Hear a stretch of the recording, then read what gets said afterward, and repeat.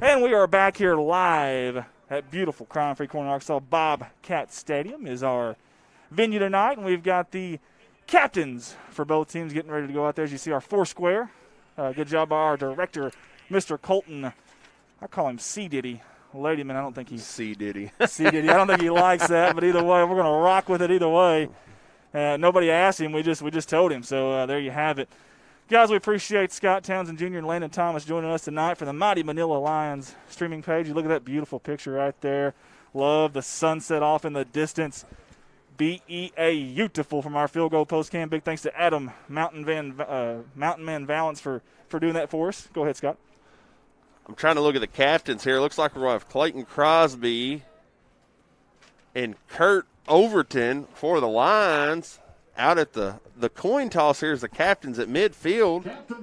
How did you see the Manila Lion jersey? I have no idea. You see what I mean now, Andy? It's tough. Hey, Bells. Hey, if we can, let's get which we got one of our cameras there. See, now on the camera you can probably see it pretty good. And actually we can as we're looking at our monitor. But from I told you the wrong number. That's Ladd Wimberly, folks. I apologize. Folks, that's the first of many mistakes that we're going to make tonight. I can promise you that. So, no big deal there, though. Hey, things happen. That's part of it. We apologize to the Wimberly family.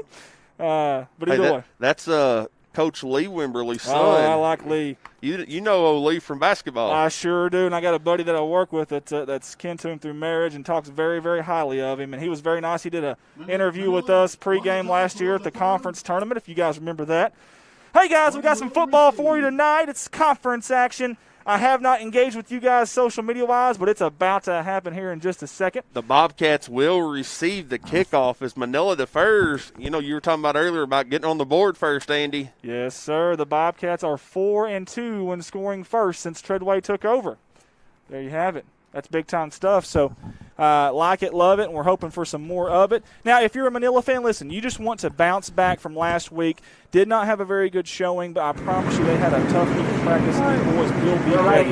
Yes, Andy, I couldn't totally agree with you more.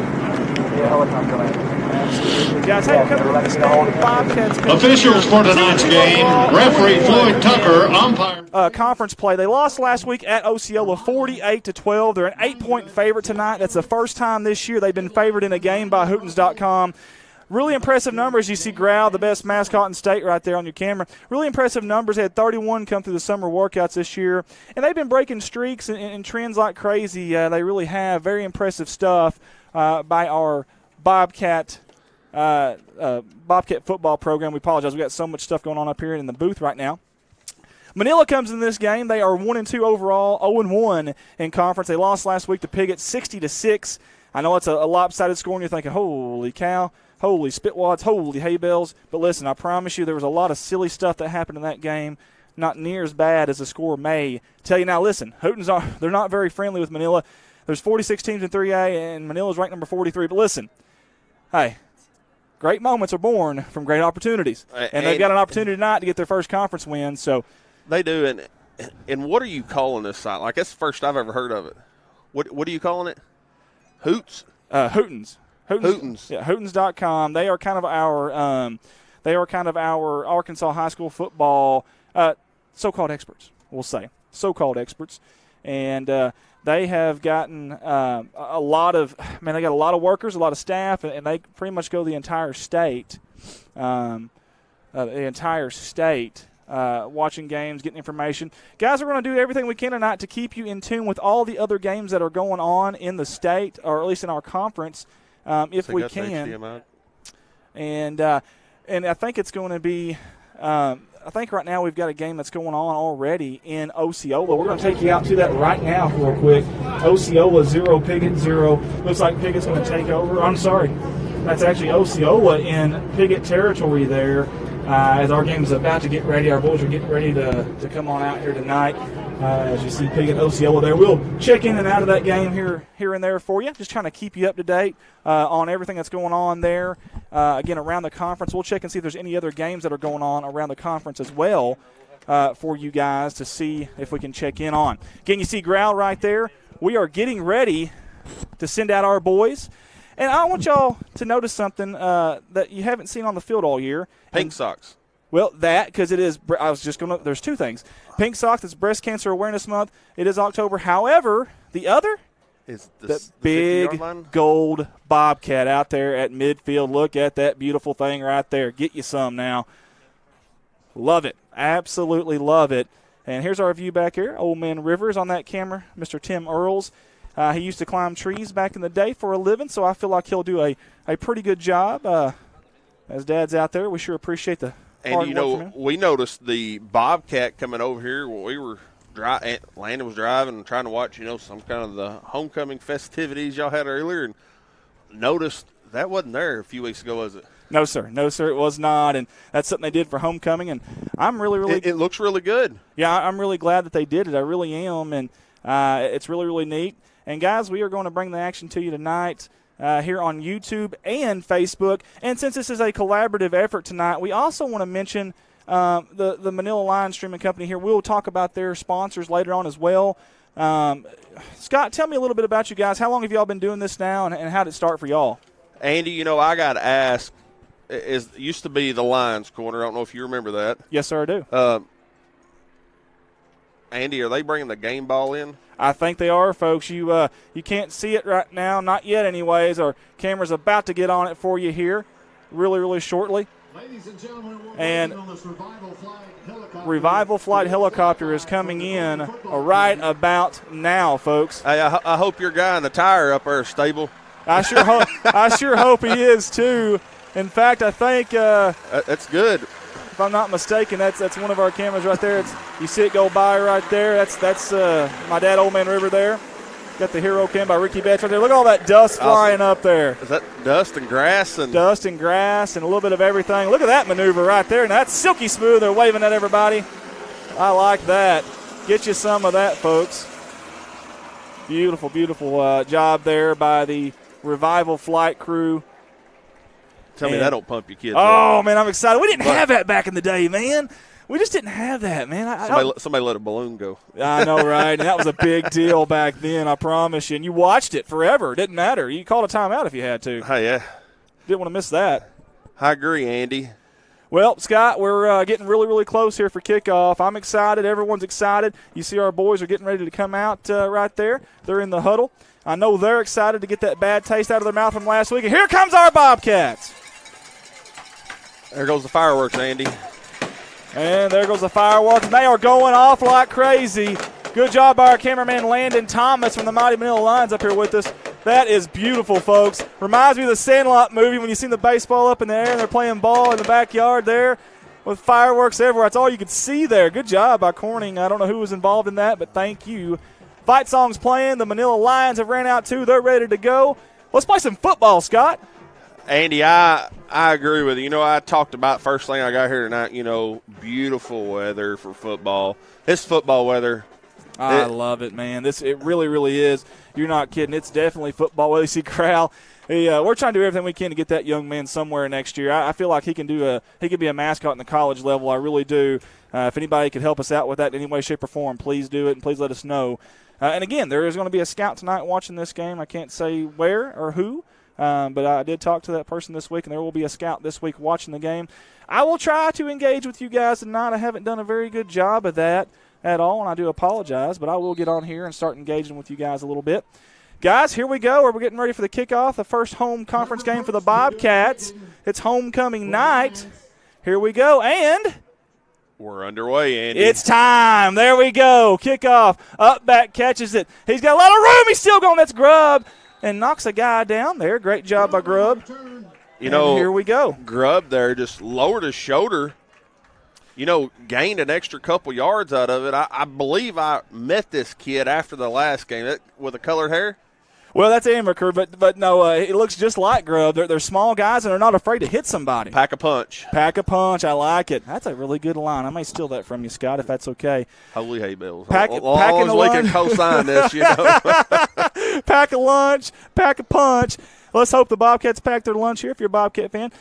Bobcats up here in their offense so far, averaging 22 points a game this year. Look at all the pink out there, Andy. I like it. That's beautiful. From both teams, too. I really, really do like to see that. Flexbone formation, under center, Gutierrez. Handoff Crosby, near side. He's got some blockers out there, cuts it up. Still going. He's got the edge. He's got a lot of room. He's going to cut it up, and he's finally going to be brought down there. First down by the Bobcats. Yeah, Andy, that was great blocking there out front. Looked like a saving tackle there by Matthew Gibson. The numbers are hard to see. Yeah, we apologize to the fans at home. If you're Manila, we really do. It's hard to see these white numbers. The numerals on the front of their jerseys are white as well, and it makes it so difficult. Hey, I tell you what, though, if you're an opposing coach and you're watching film, it's really hard to see what number made the play, I guess, though. Yeah, that guy ran. Under center again, Gutierrez. You got Grubb out, the lone wide out. Near side, Comstock in motion, toss to Emma Kerr. He's the speedster, getting to the outside, and a hard hit. They're finally going to bring him down. A little extracurricular activity there at the end. But yeah, go ahead. I actually thought you might see a flag there, Andy. You know, that's kind of how you start the game. If you let them play at the beginning, you got to let them play at the end. That's the thing. You just want it consistent, and you want it on both ends. You know what I mean? You want consistent calls on both ends. It's kind of like an umpire. If he's giving you the outside the whole game, you're okay with it. But now if he's giving you the outside one inning and the next inning is not, you're not okay with it. Second down and 5 for the Bobcats, 11:30 to go here in the opening quarter. Under center, man in motion, Lucas. They're going to fake the toss, hand up at the middle. Comstock, that's Gary Comstock, number 44. Just shy of a first down. You know, Comstock's tough, Andy. You know, he's a hoss. He is. He's a true beast, Comstock is. In fact, he benches 285, 275 power clean. He's all-league linebacker last year with 102 tackles, and he runs a 4.7 40. That's my kind of fullback. You are not kidding. Look at the field goal post cam there as the Bobcats are starting to drive into the red zone here. Love that view. You got the sunset in the back.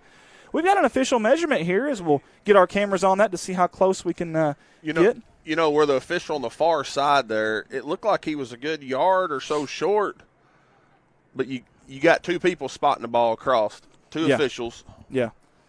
And that's true. And Renee Wilkins says, fireworks, the Dakota Wilkins family, go Bobcats. Hey, Miss Wilkins, I will say this, we sure do appreciate you as we got a third down and short, and we'll see if Manila's defense can get a stand here, Scott. Yeah, Andy, they you know it's going to be a run. I mean, I would think there's going to be a run. If I'm Corning, I wouldn't pass it here third. And if I'm Manila, I'm selling out on the run right here, to be honest with you. That's a good point, Scott. Up the middle.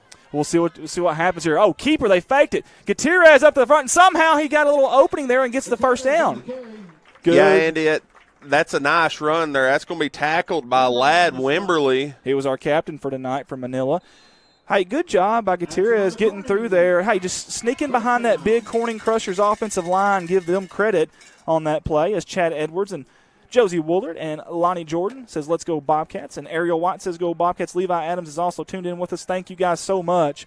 First down and 10 here for the Bobcats. 10:45 to go. Look at that view right there from straight behind here. That's our Michael Barker Heating Air Sky Cam. And the handoff up the middle is not going anywhere. The Manila Lions sniffed that one out. Let's watch the instant replay on this, Scott. That's going to be Peyton McQueen wrapping him up quickly. Loss of one. Man, watch this, folks. This is the boys in white. Man, they just sniffed it out right there. Good job by Manila. It's going to bring up a second down and 10 for the Bobcats. Yeah, and, you know, so far Manila's going to have to step up defensively. You know, they're 3 downs and – look at this defensive front right here from Manila. You essentially don't even have a linebacker. Everybody is up there on the line of scrimmage. And you see Corning going with a shotgun formation here Too wide. First time. Man in motion. Lucas, they're looking to pass. Gutierrez, he's got to tuck it and run. He's going to be sacked in the backfield by the Manila Lions. Fantastic play by Manila. That's going to be number 3, Kobe Taylor getting in the backfield. I seen Peyton McQueen back here, and I seen another young man back here as well. A bunch of white. A lot of white, and it's hard to read the numbers from up here, but those cameras are doing a good job picking them up. You see Jake Gutierrez right there now. He's thrown 2 touchdown passes this year. Be really interesting here on third down and about 14 to see what he does. 9:30 to go. Daniel Plemons says, go Bobcats. Daniel Plemons with First Baptist Church. We appreciate him. We've got 3 wide here. Eli Mason to your far side. To the near side, Kikoa. Villaluna. In the slot is Landon. Lucas, shotgun formation. Comstock to the right hip of Gutierrez. Snap. Keeper, quarterback, right side behind Ethan Jordan. He's going to try to cut it up. Looking for a hole. Still going. Still on his feet. And he's finally going to be brought down short of the first down. Yeah, Andy, you know, that sack helped Manila there to get them back. 4th and 5. Wow, what do you do here, Scott, if you're Corning, 8:50 to go in this first quarter? If you ain't got a field goal kicker and kick a 40-yard field goal in high school, you don't punt it. You go for it if you're Corning. Manila here, this is where I was talking about earlier, that they need to step up, get a defensive stop right here on the opening drive and get the ball back early. Totally agree right there with you. Susie Gifford, Jake Kegley's with us. 4th down and 5, big play right here. 8:30 to go, under center, Gutierrez. They're trying to draw him off sides to no avail. They're going to use a timeout now. Nobody moved on both sides there. And listen, it was a stall. And listen, last week, let's be honest, Manila did not play very well as far as mentally. They had a lot of mental mistakes. Right there, they won that battle mentally on that play. They did, and, Corning went up to the line there. That was a design to try to get Manila offsides. Yeah, and if you're in both these huddles right here, Scott, as we see them on our screen here, if you're Manila's coach, what are you telling them? If you're Corning's coach, what are you telling them? Well, if you're Manila's coach, Coach Hill right now, he's telling them, look, we stop them, we get the ball back. And you're Corning, it's just vice versa. We've got to get 5 yards or we're giving the ball to Manila. Here's what I'm saying. Listen, I want some dogs out there. I hate the expression, but I want some dogs. I want these offensive linemen to be yelling at Coach saying, please, if you can, please let us go for it. Please, let's run the football. Please, let's do that if we can, because that's a big, big deal, and you got to have a little bit of pride, and that's what I want. I want these big Corning crushers. I want them to be dogs out there. I want them to be anticipating this big time. It looks like they're going to go in a – kind of looks like an I formation. It is I formation with an up back. Here comes the toss, and it's going to be Amaker. Near side, he cuts it up. He's got room. He's going to score. Touchdown! C-H-S. Holy hay bells, what a play. Andy, that's – we talked about earlier about breaking tackles. They could have got him right at the first down, and, he broke the tackle right there. Wow. We're looking on the replay, and it's – once he gets past that, he's gone to the races. Yeah, and I'm going to tell you something right there. That's a big-time play by Amaker. Listen, Amaker is like a Russian Swiss knife. He's quarterback, he's receiver, he's your kick returner, punt returner, he's running back. He'll do anything you need him to do, and he just scored with 8:19 to go here in the first quarter. Is he one of them players, all the above? Check. All the above, utility player, yes, sir. Fake the handoff, but there's a pre-snap penalty. We got some laundry on the field. What's the call here? False start? I do believe False start on offense. Now, Andy, here – if you've got a field goal kicker. And we don't. I wish we did. Because now you're going for a long two versus. Yeah. Yeah, 8 yards. You're absolutely right. Hey, I want to just brag on our director right now. He's got me right here all up in his grill. He's doing a good job of getting you to the instant replays as he moves over. Instant replays. He's doing the scoreboard. He's doing the audio. We've got 50,000 cameras out there that we're making him do. He's got thousands of equipment up here, and he's got a bunch of us yapping up here, and he's doing a fantastic job. Big thanks to Colton Ladyman. Guys, we're almost at the end of the first quarter in the Osceola Piggott game, and by gosh, Piggott's holding them. It's a 0-0 right now. Just a little update for you, and we'll get you out to that game here in a minute. Big 2-point conversion here for the Bobcats. We got 8 yards to go. Shotgun formation, 4 wide. Comstock's the running back. Looking to block for him. Gutierrez, he's open. It's tipped, and it's picked off by Manila. Andy, that's like the second or third time this year Manila on a 2-point conversion with an interception. In college, you can return it. Yeah. And in high school, you can't. And get a point. But in high school, it's just. Here's the instant replay. Was it just telegraphing the pass? Is that what happened there? That's McQueen coming over, going after another receiver, just kind of getting his hands up. And I think that was number 13, Matthew Gibson, I think, that picked that pass off. It's hard to see. Yeah, Matthew did a great job. Hey, listen, if you assume this is going to be a really close game, that's a big stop right there as you see the Corning High School cheerleaders. Yeah, Andy, Manila and you hear the band and everything there. And Manila they will kick extra points, Andy. That's one thing we have is a pretty good extra point kicker. Yeah. Yeah, that's awesome stuff. Hey, and it's hard to find that here in Arkansas high school football at the small level. Now, speaking of kickers, we got Rocky Flores out there, number 77. I'm going to tell you about Rocky. Rocky. I'm going to say it. It's going to be an onside I like kick. it. Even you know. Even Scott at Manila knows. Everyone knows. Really good chance you're going to have an onside kick here with old Rocky Flores. Manila's set up for it, but it's all on the bounce, Andy. You're absolutely right, and that ball's awful close. They're fighting for it, scrumming for it at the bottom. I thought Manila had it. We'll see what the official says. Manila does have it. Good job there by Manila. Man, that's exciting every time he gets up there, though. It really is. He does such a good job with that. Yeah, Andy, That's a great kick. You just hope that if you're corning there, Manila boots the ball. Yeah. You know, so I want to go ahead and give you a fair warning here. We got Tanner Miller in as a quarterback. Okay. And then we turn around and we're going to have Brady Miller come in as quarterback too. We got 2 Millers as quarterback. I like it. It's Miller time. Speaking of Miller, far side, he would cut it up, trying to break the tackle of Comstock. He does. Got about 3 or 4 yards there, Scott. Andy, you know, that's a way to keep your feet moving. If you're Tanner Miller, you know, you get touched in the backfield to cut back, to break. Yeah. Now in second down, we're in positive instead of going back from 2nd and 13. Yeah, instead of behind the chains. And listen, Manila's offense only averaging 13 points a game, but they had a game where they nearly scored 30 as well, though. So here's a quick pass. It's caught far side. They're going to cut it up, and I think they got enough for the first down, Scott. Andy, that was a good wide receiver screen there. And good job. We can't see who the number is. Number 25, Ladd Wimberly. Yeah, Ladd Wimberly. You know, that looks like we're going to have a flag on the play. It looks like it's going to be a holding against Manila. Goodness gracious, Scott. We talked about the mental mistakes. You know, go from a first down now to you're back behind the chains. Yeah, that's tough, man. If you're Manila, that's really, really tough. And Scott, I apologize. I was taking over the calling there, but I promise you could do the play-by-play whenever Manila has the ball. So I'm going to allow you to lead the way when Manila has the ball, and I'll lead the way when Corning does. Hey, I know, right? We're here together. You know, I know. We're a team. Teamwork makes the dream work. I was overstepping my boundaries there a little bit. Now, this is the other Miller, if I'm not mistaken. It is, and the other Miller is at wide receiver on the far side, Andy. I think he's in motion right there. That's going to be a pass. Watch. Look, that was a design. Wide open. Andy, that was designed. And that is going to be number 21, Kurt Overton. Touchdown, Lions! And good call there by Scott. Watch this play right here that Coach Hill drew up. Little double pass. And I believe it was Miller to Miller to Overton. I think it was. That's what I was just saying. That was Brady Miller back to Tanner Miller. Back to Kurt Overton. Yeah, very good there. Andy, we've seen this multiple times in the previous in high school football here. This same setup down on the goal line. What do you do here? If you're Well, here's what I do. You're spreading them out way out there. You see there's 5 wide here, essentially. And here's the deal.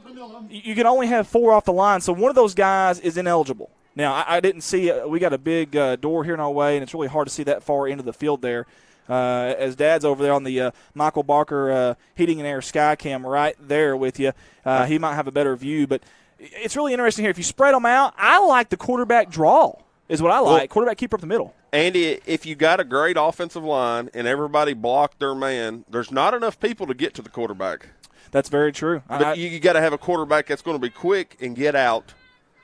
You know, Corning's coach here I'm watching, he's lighting into him still on that last pass a while ago. The secondary, when the pass was to the wide receiver, see your sky cam there.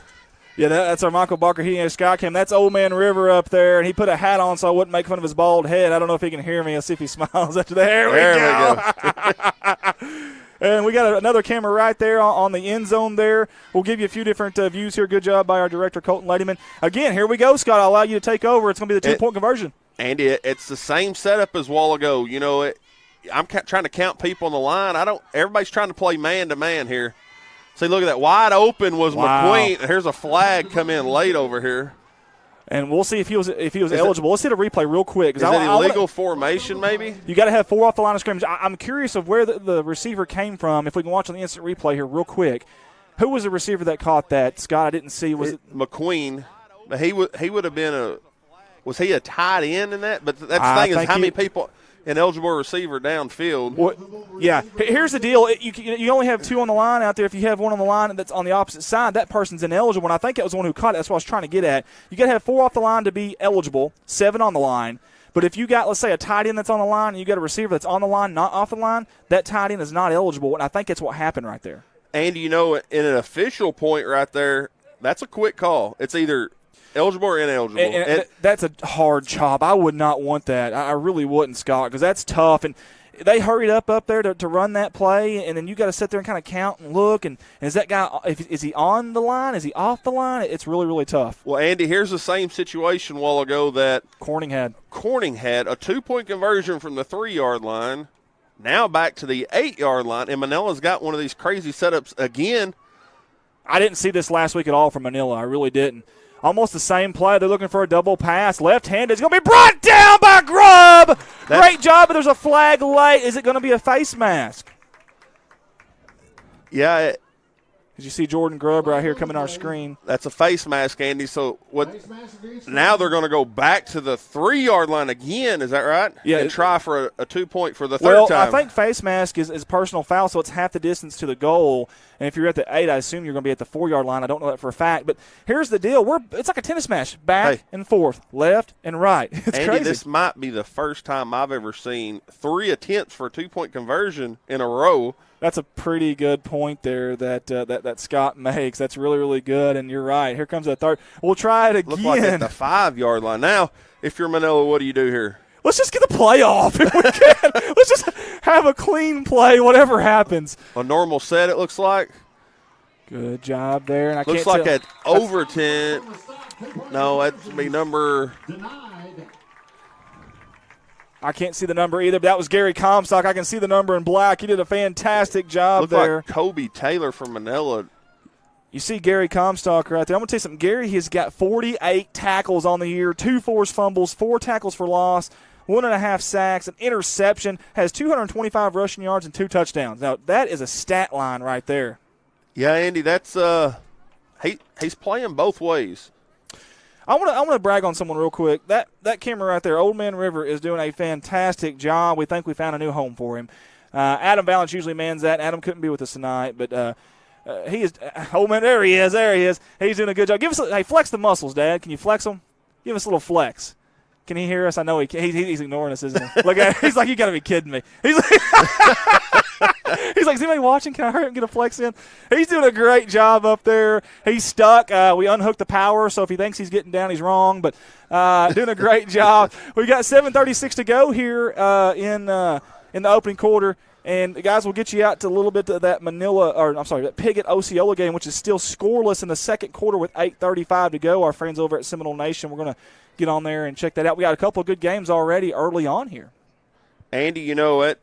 Tied game here at 6, not even really halfway through the first quarter. It feels like we've been playing for a half hour. It does. There's been some interesting stuff happening, some big explosive plays. We've seen fireworks on the field and off the field as well. Andy, that's right. Here comes an onside kick attempt. Oh, that ball's Manila's got it. Manila's got it. That's number 71 for Corning. Kent Young went for the ball, and Andy, it looked like he just completely missed it. That's so much easier said than done, though. This ball is taking some weird hops. You're a lineman. You're not used to recovering those. Typically in our games that we stream, we're used to seeing the boys in black and gold of Corning recovering onside kicks. How about Manila? Hey, that's Billy Morris on the recover there. It's almost like Corning wasn't expecting it. They only had 2 men over there. Well, let me ask you this. Has he kicked onside kicks this year for Manila? Now, the tape I've seen, he hasn't. But now, is that something? Something new to us. A lot of new tonight. You're not seeing anything from the film as far as Brady schemes. Miller in at quarterback here. Sweep over to Overton. Going to be brought down there by Comstock. Gary Comstock, again, he's already got at least 3, maybe 4 tackles already. But Manila got positive yardage there, Scott, and they're driving the football again. Andy, you know, and this is what we talked about earlier. If you're Manila, you got to jump out front. Yep. If you're Corning, you need to jump out front. You know, especially this conference right now, as we talked about earlier, it's the toughest conference. Coach Hill is throwing haymakers out here. He is throwing them all kinds of different schemes here. Amaker almost gets the quarterback overthrown. Who was the intended receiver there? Number 8, I believe. Peyton McQueen is a really high throw. Brady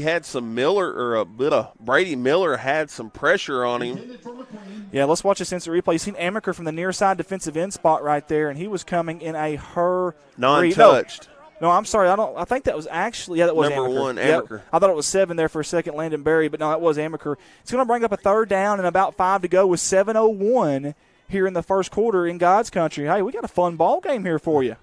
Andy, and I know I've said it 100 times. This weather's just it's a perfect beautiful night, man. This is bonfire weather. Just sit out and chill and watch some football. I like it, bonfire. You're at home, put your TV out by the fire, and just yes, sir. Click on the YouTube and let's go. Play action. Oh, there's Grubb. Good timing by number 5 in black. And that pass was attempted Pass incomplete, intended for Kisner, broken up by Kisner, I believe. Colton Kisner. Yeah, according to nice defense there. So here we go. If you're Manila, you're at the 46-yard line.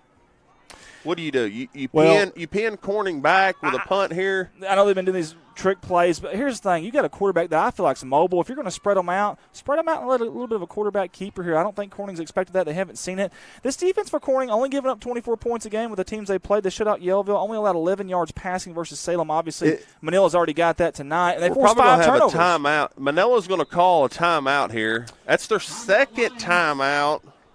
And while they do that, folks, I'm going to go on some on-air mentions here. Jay's Photography out of Corning, Arkansas. Owner-operator Jay Malone is a very talented man, and he's done a great job over there at Jay's Photography. This company is way more than just photos, like the name says. They do vinyl lettering, graphic designs, custom wood pieces, and even create videos like our Hype video. You can get a hold of Jay's Photography at 870-323-0929. That's 870-323-0929. Also, guys, the Corning High School needs substitute bus drivers.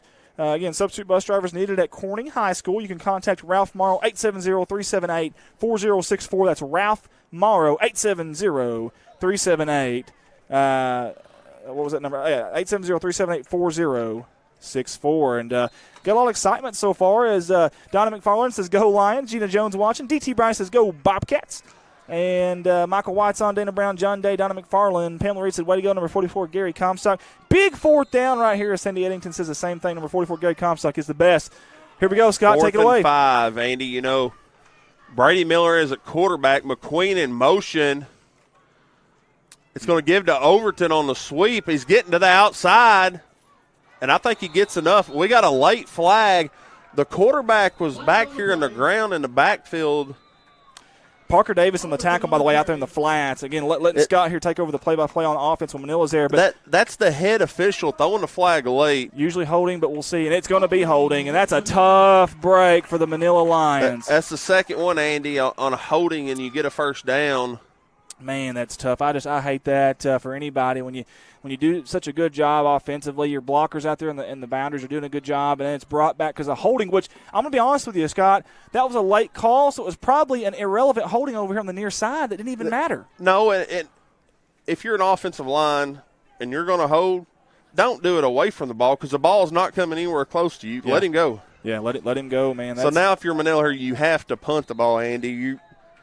You're 4th and 16. Yeah, we're going to say 4th, 15, 4th, and 16. And I believe we've got Landon Lucas, I think, back there to return this one. No, I think it's going to be Grubb, actually. I do apologize. Short punt there. It's going to take a Manila bounce, though, over to the Bobcat 15-yard line. That's where Corning will take over with 6:39 to go here in this ball game. Guys, big happy 18th birthday to Sophie Townsend. That's from Mom, Dad, Gracie, and Micah Joe. No happy birthday. Not kin to Scott Townsend Jr., but she may be. That was my birthday year. I turned 35. Did you really? Yesterday. Well, happy belated birthday. 35. We got birthdays galore. Again, happy 18th birthday to Sophie Townsend from Mom, Dad, Gracie, and Micah Joe.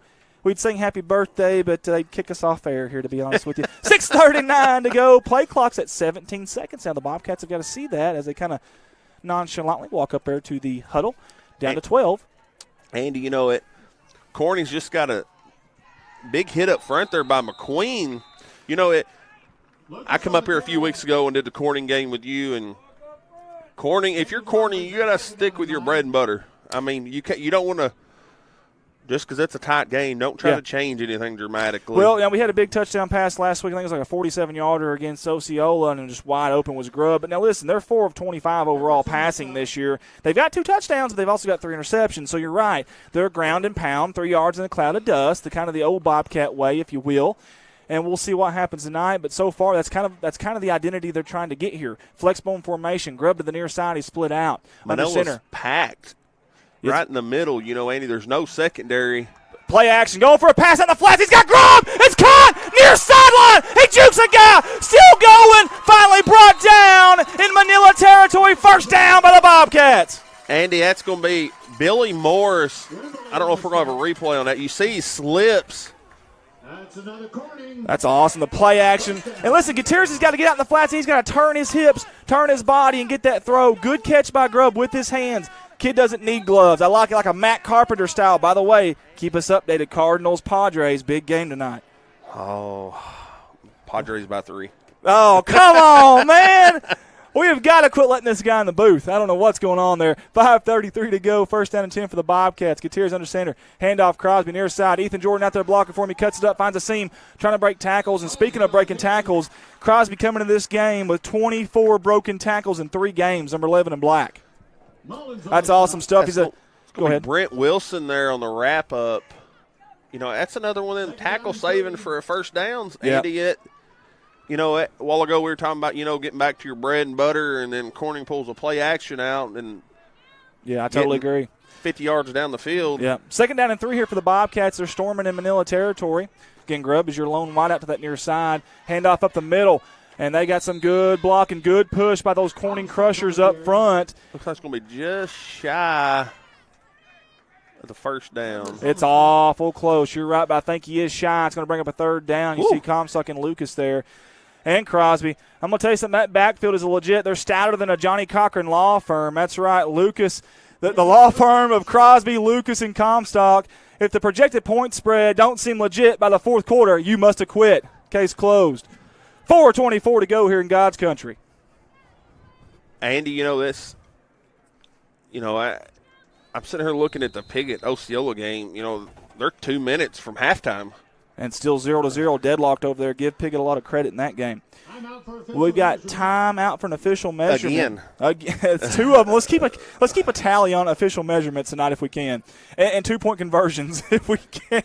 So, oh, good Lord. Got to love it. Guys, need some more subscribers for YouTube if we can. Good job by our cameraman right there. Look at that, all over it.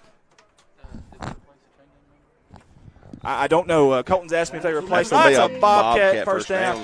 Colton's asked me, as you've seen Gage Arnold out there, Colton asked me if they replaced a chain gang member. I'm not 100% sure. I assume they can't do it one short, so I assume that they did. But now if they didn't, we are going to need a chain gang member as well. Again, guys, we do need more YouTube subscribers. Again, you can actually rewind the game live on YouTube. First down 10 Bobcats, 4:13 to go. Yeah, Andy, it seemed like more and more stuff's going towards YouTube. I'm not a big I don't really like Facebook. There's just so much can go wrong on Facebook. Yeah.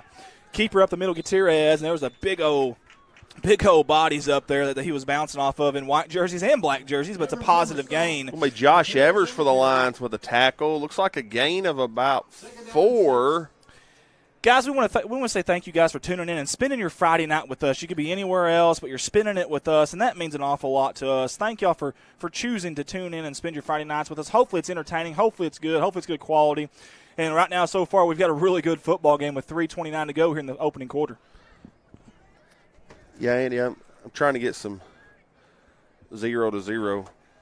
Bottom of the fourth. Cardinals 0-0. There's a double handoff, and it almost works. Oh, Crosby's still going, breaking tackles. And they finally bring him down. That's such a dangerous play if you don't execute the timing of it. Let's watch this one more time here. Let's give you one more look at the instant replay here to watch this. I mean, the timing has to be perfect on this play for it to work. And watch, Lucas almost lost the ball there. Good job by Lucas. And Andy, after he misses the first tackle, that's when it gets dangerous. If you're a running back, you're sitting and you're almost like a sitting duck, and you got to protect the ball. Man, I want to brag on Ricky Betts, our hero cam guy. He is he's zoomed in about as close as you can possibly. We're seeing nostril hairs, and he's all over it tonight. Good job by Ricky. 3rd down and 8 here for the Bobcats. Amaker in at quarterback. Quarterback keeper far side. He's got some room. He's going to cut it up, and he leans forward. He falls forward. Looks like. I think it's a first down. Oh, Scott's awful close. We may have another chain measurement right here. If so, 3 in the first quarter. If so, it will. Heath Sammons, I just checked the MLB app, and it's showing no score in the bottom of the fourth. You're right, Heath. We've actually got the game up here in our booth live. We'll kind of give everybody some updates on that, too. Thank you so much. Don Hopkins Jr. is watching on YouTube. Sandy Aiden says, whoop, whoop.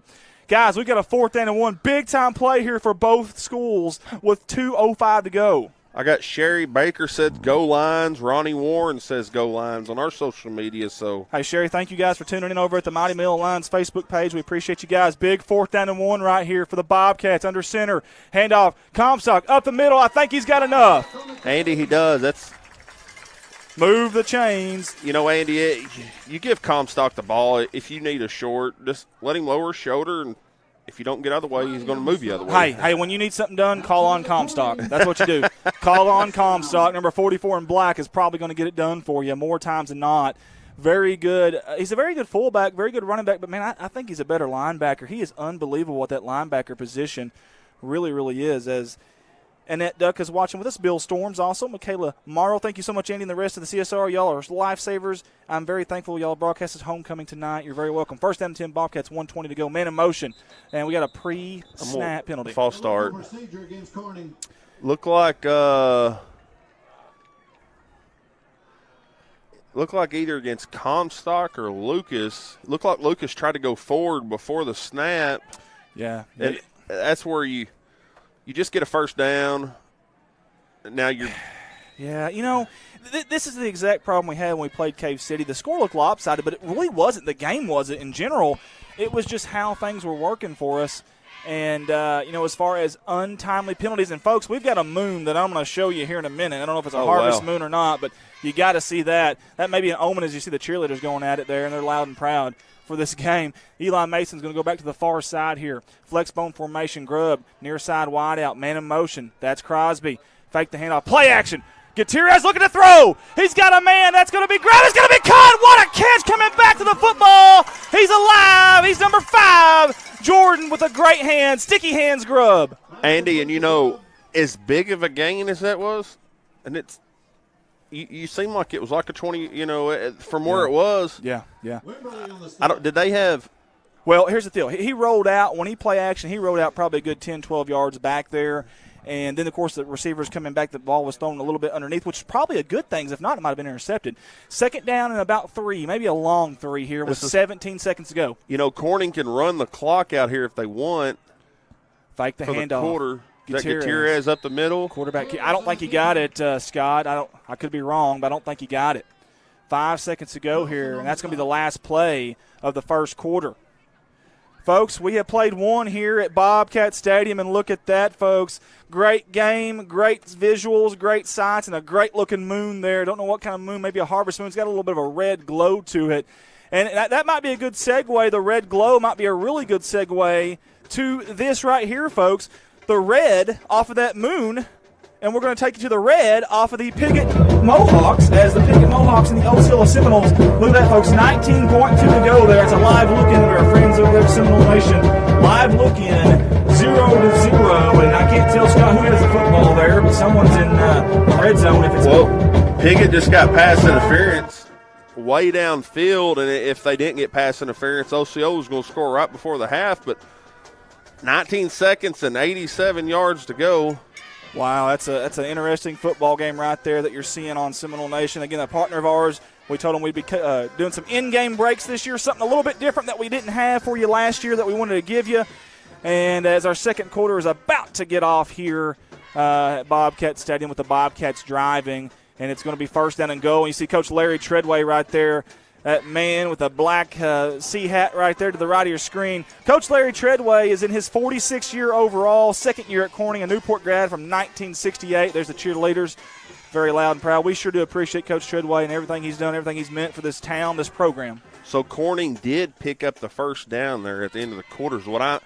The chains are down, and the first down will be first and goal for the Bobcats. Handoff up the middle there to Comstock around that left side of the offensive line. Something I've noticed early on is that number 67, Dakota Wilkins, the human plow, as I call him, the bulldozer, is not in right now. And, again, nursing an injury from a couple of weeks ago. He's tough as nails. I promise you, if it's up to him, he's in there. But he's not in there right now, unfortunately. And that's a big body. That's your best run blocker right there for the Bobcats that's not out there. And Andy, that's what you want on especially goal line stance. Oh, gosh, yes. In fact, we had some statistics earlier in the year on running to the right side behind him, and it was just uncanny, the difference. So I formation here. Is it a toss? It's going to be a toss to Amaker. Far side. He's going to cut it up. He's going to score. Touchdown, C-Town. That's Flash on the score. Give them 6 more. The black and gold strike with 11-12 to go, and there's the fireworks in God's country. Andy, he had, I don't know, great blocking on the left side there, as you can see. And I don't know if he got touched. You're not kidding. I want to see Eli Mason, number 71, Kent Young. Who else was out there? I think it was, I couldn't really tell there, but maybe Ethan Jordan. It was 64, Ethan Jordan. Those boys were 6 and 7 yards up the field. Great blocking. Good point out there by Scott Townsend there of Mighty Manila Lions. And if you guys are tuning in with us through there, we sure appreciate you guys. Roseanne Mattingly said, "Go Lions." Hey, what about this right here? How much actual time on a clock have we spent on 2-point conversion? Here's a timeout. That's how important that coach thinks this is going to be, that he's spending a timeout here on a 2-point conversion. I like it. Was that Corning? It was Corning. So there's only one timeout left apiece, and we just started the second quarter, and there's been a timeout apiece on 2-point conversions. Yeah, I totally agree. And I'm going to tell you something. This is listen, you can't take them with you. You can't take them to the locker room with you, the timeout, so why not? I mean, I don't mind it at all. I really don't. Yeah, this could be big potential here, Andy, if you're Corning or Manila. Neither of you have gained a 2-point conversion yet, so it's either going to be a stop in Manila's favor. Yes, it is. And if that's the case, it would be a wasted timeout by Corning or a successful timeout. And you just seen our cameraman pick it up. Great job, whoever that was. That's Amaker on the sideline. Amaker's not in for this play. You've got your typical halfbacks. That means Gutierrez is going to be under center here. Lucas, Crosby, Comstock. We don't know where they're going to go with it here. I'm going to say quarterback, keeper, or pass to Mason. I like it. Toss. Comstock, far side. He pulls up, and he bulldozes his way. Is he in? It is good. That was a weird call there by the sideline judge. I didn't know if he was doing the YMCA or what he was doing there. And here comes some more fireworks, and they are booming. Good job. And you see number 22. He's been really good out there at receiver, Kikoa Villaluna. Now, he hasn't caught any passes, but he's been really good in block protection. And there's Coach Treadway and the staff right there. Again, Coach Treadway, 46 years in coaching. It's his second year at Corning. Again, the Newport grad from 1968. I know we're at home tonight, but a really cool statistic. In 12 games, Coach Treadway won more road games than the Bobcats had won in the previous 68. Get you some of that, and you see Golden there, both father, son, Ron to the left, Tyler to the right. And Tyler's been a coach here for 3 years. Ron's been doing it for 25 years total at Malden, Sykeston, and Portageville, and a longtime athletic director and principal. Love these coaches. They get along with the kids. They get the kids believing in themselves. And Scott, sometimes that's the biggest battle, just getting the kids to believe in themselves. Andy, especially, if you have continuous losing seasons and you got to get a coach to you got to stay positive. I mean, you can't say, we lost last game, we're going to lose this game, because then your players get down. I'm going to go and say it, onside again. Onside kick, I like it. Here's the onside tip. It's high bounce. The ball's still alive. The Bobcats have got it. Holy hay bales. How about Rocky? Dun, dun, dun, dun, dun, dun, dun, dun. Oh, Rocky. I like it, love it. Red Eddington coming out of there with that football. That's a tough young man, number 25 in black. In fact, he's so tough, he's a current CSR player of the week, and he came out with a football somehow. And I tell you what, he had to earn that one, I promise you. Did Rhett. Yeah, Andy, and that's the thing is, if you're Manila, you know it's coming every time. That's – yeah, every time you know it. And it's almost like the ball, Manila couldn't hold on to it, just like earlier with Corning. It just went through their hands, and the ball's on the ground. It's a weird hop, man. It's tough. I mean, any shortstop will tell you get on a dirt field and you get used to that hop, and it takes a weird hop on you. Well, we're out here on grass, and that ball is end over end on the points. And this ain't a New England Patriots football. There's no air deflated in this thing. I mean, it's a legit football out there now. Yeah, Andy, that's now if you're Manila here, you just let up a score and then an onside kick, your defense has got to step up. I totally agree, and Coach Hill really needs them right here. Second down and long. The first play is pretty good by them. 10:40 to go. A lot of time here to regain a little bit of momentum for Manila before halftime. Under center, Gutierrez, Comstock in motion, tossed. Amaker, halfback, cuts it up. Good block on the outside. He's got the boundary. Flash is gone. Are they going to catch him? They're not going to catch him tonight. Touchdown! C-H-S, the black and gold strike with 10:24 to go here in God's country. Holy hay bales, dynamite. Boom. And, he got to the outside and off to the races. Speaking of dynamite, you just seen the fireworks there by Amaker Flash. He's saying, feed me. Sorry, we got the back into that. I apologize on the instant replay. We call him Flash because he's 4.5 40 speed, folks. The kid can flat out move. I mean, move. I tell you what, give Manila, whoever the safety was over there. He tried. I'm going to tell you, he was close. I didn't think he had a shot at him, but he sure made it close, though. Under center, Gutierrez. Fake the handoff. Gutierrez, keeper. He's going to throw. He's got a man open. That's Grubb. Sticky hands, Grubb, and it's going to be complete. What a great job by our cameraman and director. Watch this, folks. Great job by Colton Ladyman and Tim Earls. Great job by the Bobcats, Gutierrez, and also Grubb. Play action. They fooled them. It really did. It fooled me, to be honest with you. And then Grubb slips out. I mean, just perfect job there. Love it. Like it, love it, and I want some more of it. 10:24 to go here. Scott, we've had a lot of fireworks already, man. Yeah, it's still a lot of just beginning of second quarter, Andy. Yes, sir. Grubb right there. Hey, he broke his hand in the offseason to number 5 in black. But, man, you wouldn't know it out there. 4.8 40 speed. Last 3 weeks has had 20 tackles, a pass deflection, 2 tackles for loss, an interception, a reception touchdown, and give him a 2-point conversion. He had a big one last week, a 47-yarder at Osceola. Grubb's hands have been big the last couple of weeks. Yeah, Andy, you get down there and you know a team's going to run the ball, and then you get a play action. Yeah, I totally agree. And right now the Piggott and Osceola game's tied at 0, and their clock is moving, so I'm not sure what's going on there. Maybe halftime, 0-0. Rocky Flores. Scott, what's coming? Onside kick. I like it. Another high hop. That ball's still alive. It's in the air, and it's going to be caught by number 21. Kurt Overton. Yeah, Overton was in the right place at the right time. He came under the ball, did Overton, and he came up with it. And, man, I got to take a seat, Scott. My goodness. I know, Andy. I'm breaking sweat, and I ain't even doing nothing. I know Eric Arnold says, went away for 2 minutes. How did we get the ball back onside? I'll say 2 words, Rocky Flores, Eric Arnold. Cole Young, Lonnie Jordan says, way to go, Bobcats. Christy Graves says, good job, Corny. Eric, don't you go away again. You take your iPad or your phone or your TV into the bathroom with you or the kitchen. It doesn't matter. 1st and 10, Manila. You take over, Scott. Looks like that was Matthew Gibson up the middle. Kind of got tripped up. Was that a fumble? I think you're right. I think it was a fumble. I really do. As you see the Manila fans over there, and there's that ominous moon. As you see a star out there by it, or is that a tower? What is that up there to the left of that? Is that a UFO? Do we? Of course, we would have a UFO here tonight. We had 3 of the consecutive plays on a 2-point conversion. We've got a red, orangish moon, and then we got a UFO. Why not? It is 2020. I'm just saying. Oh, goodness. Nice play there. Run up the middle. And that really was, Scott. Number 3, Kobe Taylor. Tell you what, Kobe got north and south really quick. I was really impressed. Now, we haven't called his name much, but I think if I'm Coach Hill, I'm giving him the ball a few more times. It was almost like a double reverse.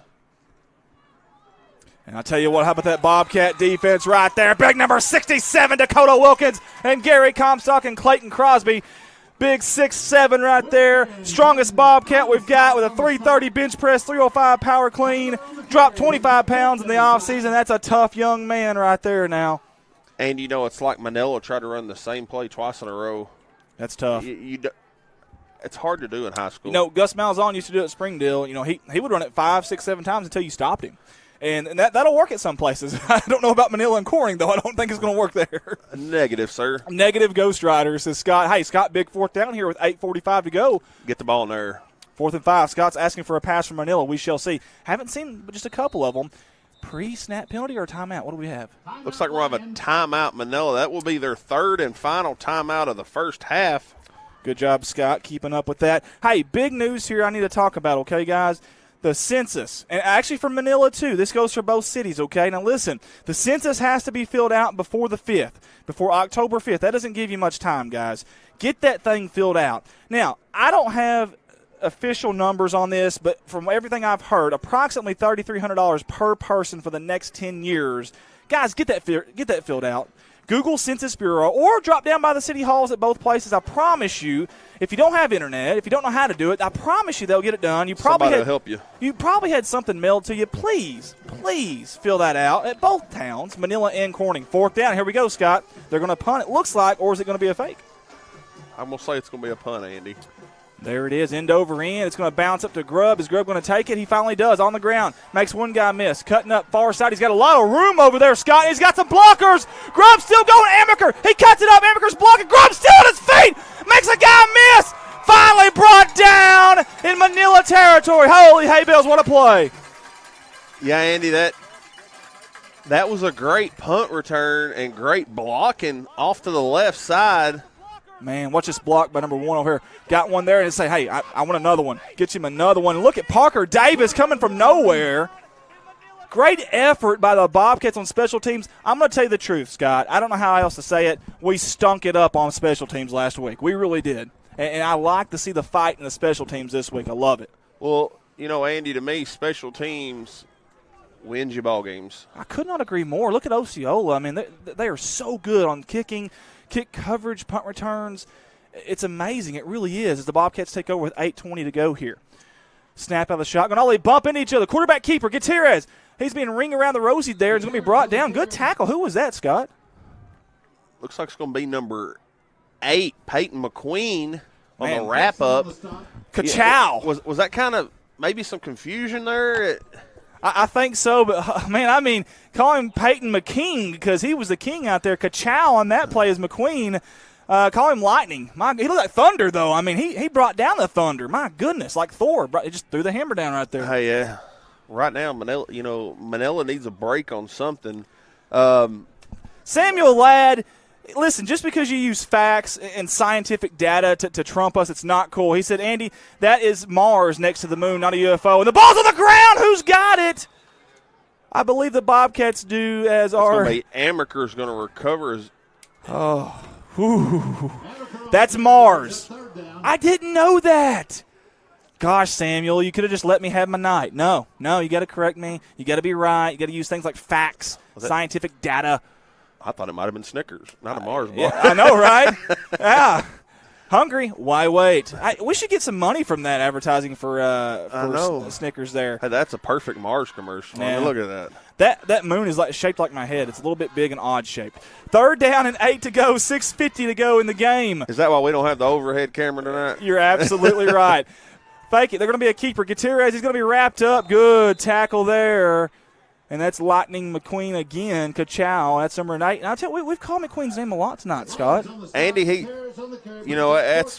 a junior. Plays running back and linebacker, and he's been everywhere on the football field. Give that guy some credit. He ate his Wheaties this morning. He came to play. This is his A game. Look at those arms. What do you think he benches? More than me. Twice what I bench. I can promise you that. We'll see if he wants to arm wrestle after the game. I don't want any part of it. Here will be the 3rd and final timeout for the Bobcats on a 4th down. What's probably a good timeout with 6:19 to go in the second quarter.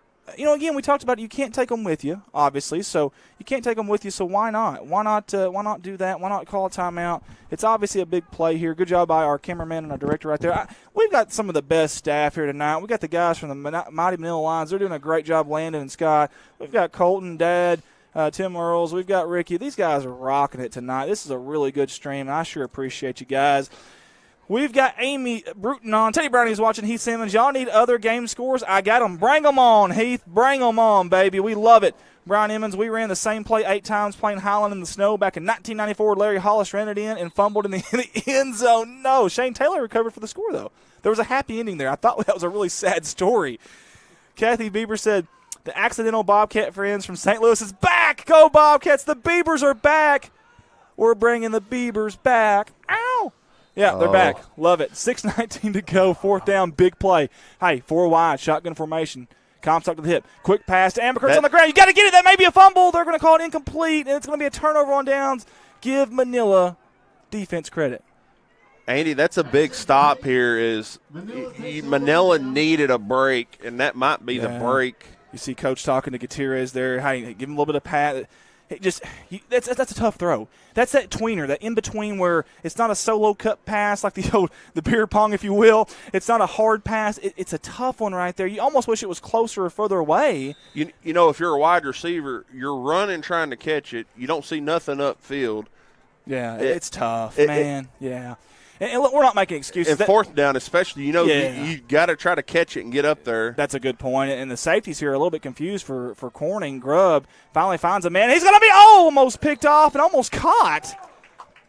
That's Lightning McQueen out there, but Grubb on the defense. Again, Grubb's done a good job this year on defense. Yeah, Miller took a hit there. Andy, I'm just going to read a message here Yes, sir. Go right ahead.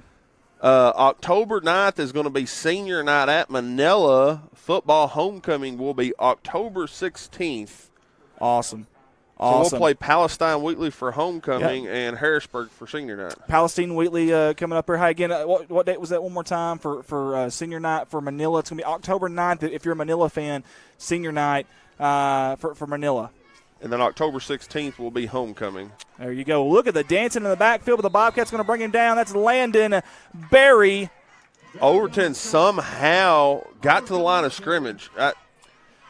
Barry, I don't know how he did. That was a good job, Overton. But I'm gonna tell you something. Barry he's been big lately for the Bobcats.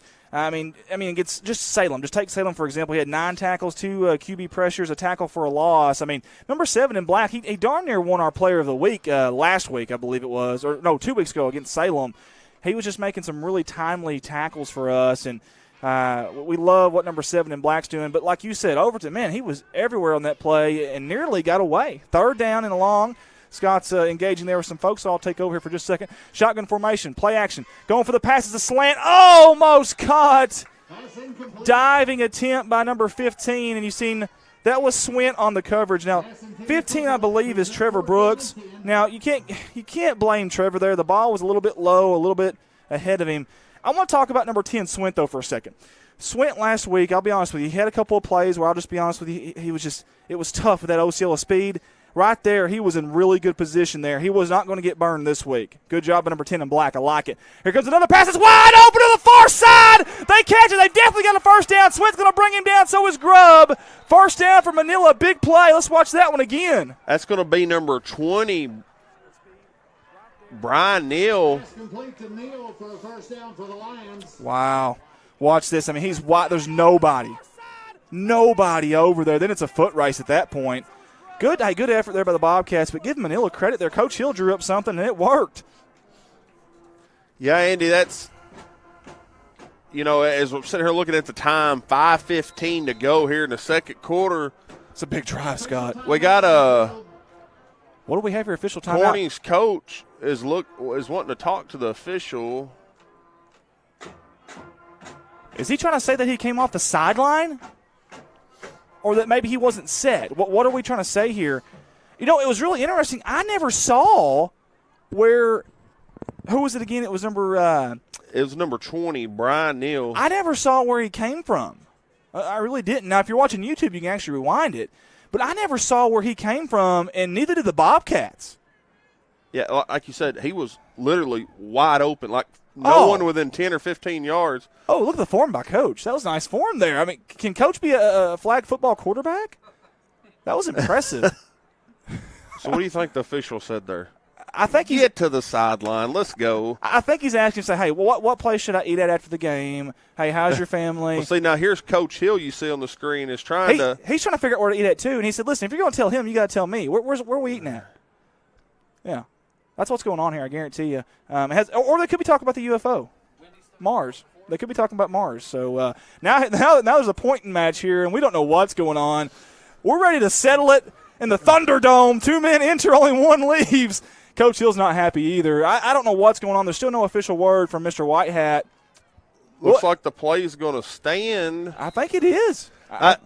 I wish we had mic'd up. Just see what was said. The AAA won't let us. I've tried. They won't let us. Hand off up the middle. The Bobcats are swarming all over McQueen. McQueen's dragging people. He's hopscotching, trying to avoid. Oh, goodness. That was a ka-ow, not ka-chow. That was ka-ow. He got hit pretty hard there to number 8, and we got plenty of people on tonight down the lane. To our mascot, Gage Lane, he enjoyed being Growl. He will miss it. This is his last year. Great job he did out there. I could not agree more. Michael Smith Corning beat Piggott one night on the same trick play. Hey, if it works and gets results, that's all that matters. Heath Simmons says, and y'all have the Piggott score? We do. Yes, 0-0. We actually got that game on our laptop here, so we're trying to keep you up. Harrisburg 19, Walnut Ridge nothing. Play action. Looking for a pass. He's got nowhere to go. The Bobcats are going to swarm him way back in the backfield. The black and gold are back, and they just got a sack. Andy, I was watching downfield that play. Tanner Miller had nowhere to go. And it's great secondary. Man, that's a bad feeling. Here's the thing. If he throws that away, I just saw in that replay there was a lineman downfield. That wouldn't have worked either. So, that's all he can do is take the sack there. And you don't want to throw a pick. No. As Katie Willard's watching with us, Greg Thompson, we won 7-6 that game. Hoxie, 35, Palestine Wheatley, 0.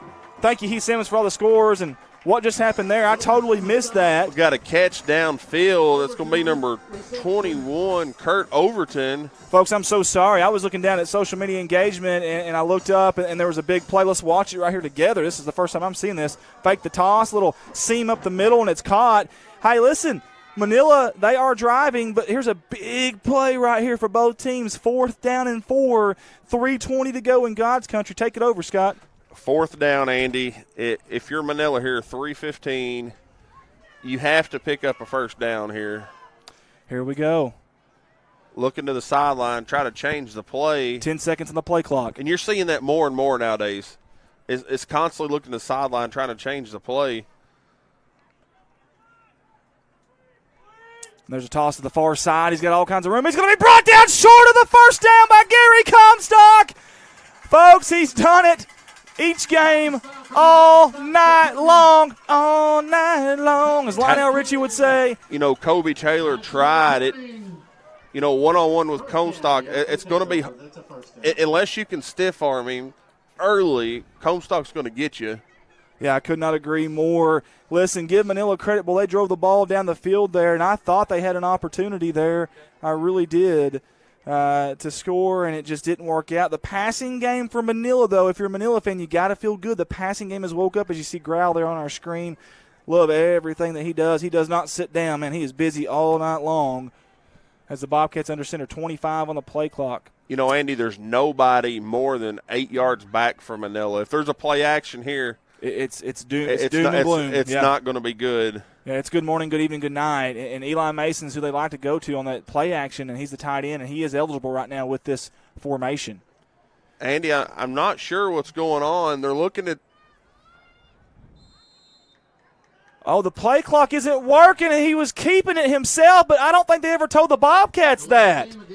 How can you do that? That is unbelievable. I'm not sure that they even knew that the play clock wasn't working. They kept looking at the official, and the official kept looking at his wrist. I wasn't sure what's going on. Man, I listen, I don't know what was said down there. I cannot vouch being up here in the press box, but that I just can't imagine them doing that right there. If you haven't told somebody that as an official, now I don't know what the PA announcer said or anything like that, but if you have not told them as the official, I'm sorry, that's wrong. That is absolutely wrong. Nobody knows as the voice of the Bobcats is yelling out here. He's not sure either what we're doing with the play clock. It's finally working now at 15 seconds. And I'm not sure if they're not seeing when he's starting to play. I don't know. I don't know what that's all about. Oh, Comstock slips. We hope he's okay. He's on the ground, and so is somebody else. We've got another Bobcat, and I hope that isn't who I think it is. And it is, I think. Good job by our cameraman getting the camera off of the player, the injured player, and that is Clayton Crosby, and he came in not 100%, but he wanted to play, and he is hurting getting off the field. I assume it's probably the same thing he's had issues with coming into the game. Man, that's a big loss for the Bobcats offensively and defensively, and he is having to be dragged off the field right now. He cannot put any weight on that left foot. That's tough. That's tough. You've seen Crowell there, a good shot of Crowell. Love that. But boy, we sure are praying for Clayton here. And listen, I don't know if this is your normal, cramp type of situation because those hurt like heck and you really can't walk. But I have a bad feeling this is probably something similar to what he's been having issues with, and I sure hope not.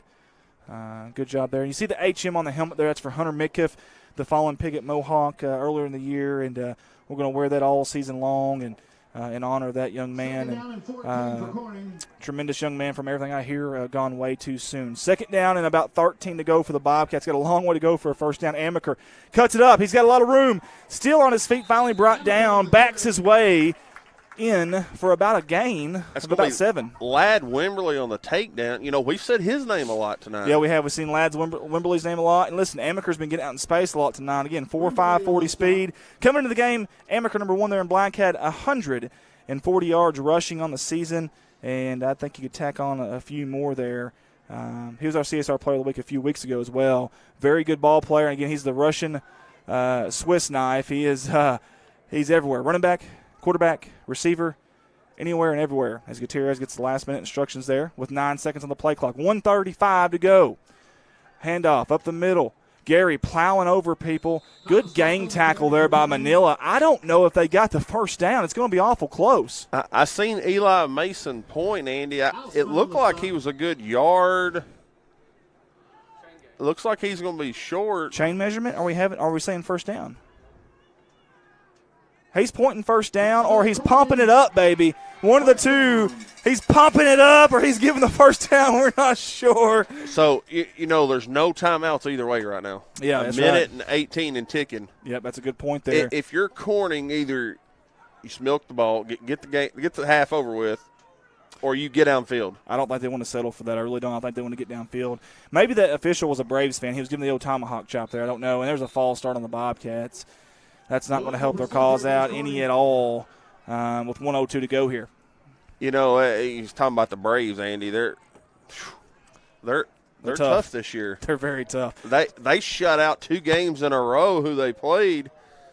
The Reds, yes, sir, they did. And, man, that first game there was like almost 40 strikeouts combined. What a Jim pitching. And speaking of Jims being pitched right now, Jack Flaherty for the Cardinals, he's made it through 4 1/3 and 0 runs for the Padres. The problem, though, is the Cardinals haven't scored either, though. That's the issue. That's the issue, Andy. As we got Kathy Godwin, Bruce and Brenda McGrew, Karen Crispin's on here with us, Joyce Huckabee, and Sandra Williams. Hey, first down and a long way to go. 15 to go here for the Bobcats. Toss it, almost didn't get it. That's Amaker, far side. He's going to be brought down. Good pursuit out there. Who was that for Manila? It's going to be number 23. Billy Morris, the punter. Billy the Kid. Billy the Kid. I like it. Billy the Kid. He didn't look like a kid out there, man. He was a good chase there by number 23 and White, and he brought him down. Now here, if you're cornering, what do you do? 36 seconds, second and 13. You've got second down. Do you take a shot here, but you're in your own territory? I mean, if you get an interception or a sack and a fumble, it doesn't spell too good, but I'd like to have one shot. Now, look, Manila's in a prevent defense. They got 4 safeties that are at least 8-9 yards back. They're waiting for it. They are. Right, that should do the first half. It's going to be 4th down here. You would assume that's going to be into the first half. Good job by Lucas. He's a super sophomore for the Bobcats. We've almost played one half. Actually, we have. We have played one half of football here in Bobcat Stadium, and it is going to be 22 Corning, 6. Manila. And I tell you what an exciting first half that was. I mean, that was a lot of fun there. And if you're a Bobcat fan, you're feeling good. If you're Manila, though, I mean, you're not feeling bad. You're in this game, to be honest with you. You're in this game. You've got an opportunity. And you have to feel good about that if you're Manila. Andy, it's there wasn't really a lot of turnovers. I don't know that there was really any turnovers. I know we had a fumble that was on the ground, obviously, that was recovered. Actually, a couple. One for both teams, actually. And then, of course, we had the onside kicks. But for both teams. Turnover on downs, but you're right. A very clean played game as far as turnovers go. Now, penalties is a different story. There was a lot of penalties in the first half. Totally agree. There was quite a bit, to be honest with you. Quite a bit of penalties there in that first half, and that was a little sluggish, a little sloppy, but both teams are playing physical. Now, here's what I love right now. You can't see it right now, but we've actually got both coaches out there still talking to the officials. Did he just throw somebody out? He give the motion like he threw somebody out. I'm not sure what's going on here. Both coaches were out there talking to the officials. They stayed a little bit later. I don't know what that's all about, but holy hay bales. Wow. So I don't know. As we get you to the Bobcat cheerleaders, and right after the cheerleaders, we're going to officially ink and sign our ping pong royale for you. Hey, let's keep our camera here on the cheerleaders for just a second. We're going to go off the audio out of respect to the cheerleaders.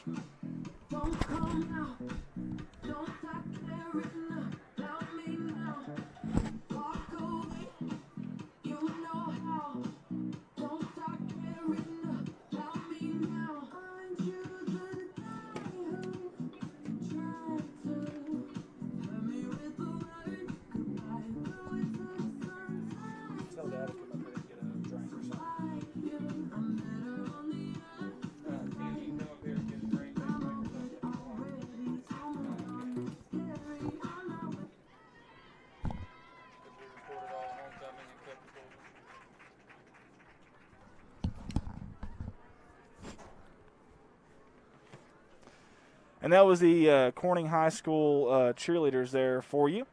And I think we lost our instant replay for the second half, but that's okay. Not a big deal at all there. We'll just deal with that. Won't have instant replay. But, again, if you are on YouTube, though, you'll be able to rewind it live if you like. So we're going to have the Bobcat Band coming out there here in just a second, too. We're going to get to something here that we've been working on, I promise.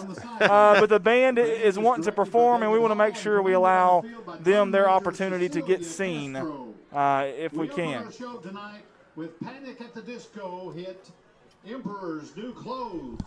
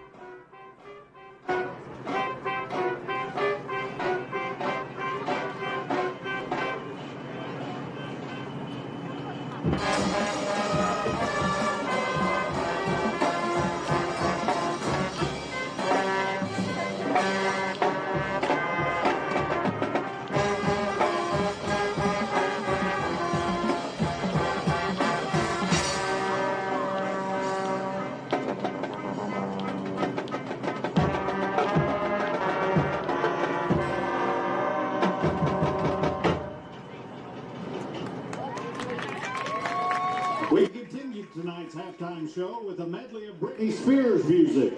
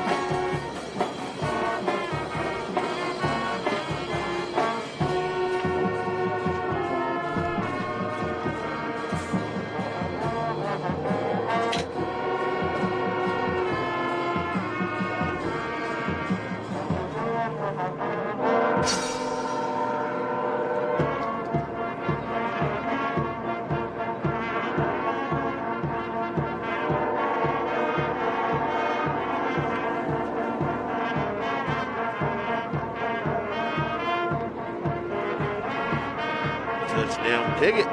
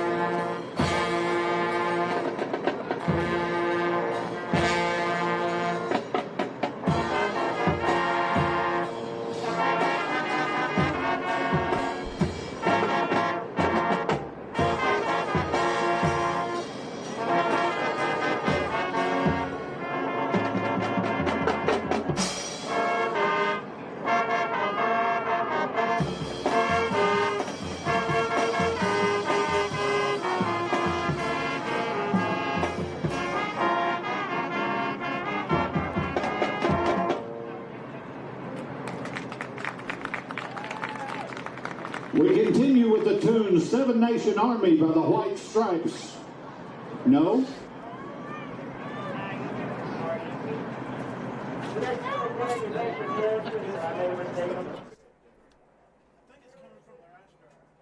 Careless Whisper.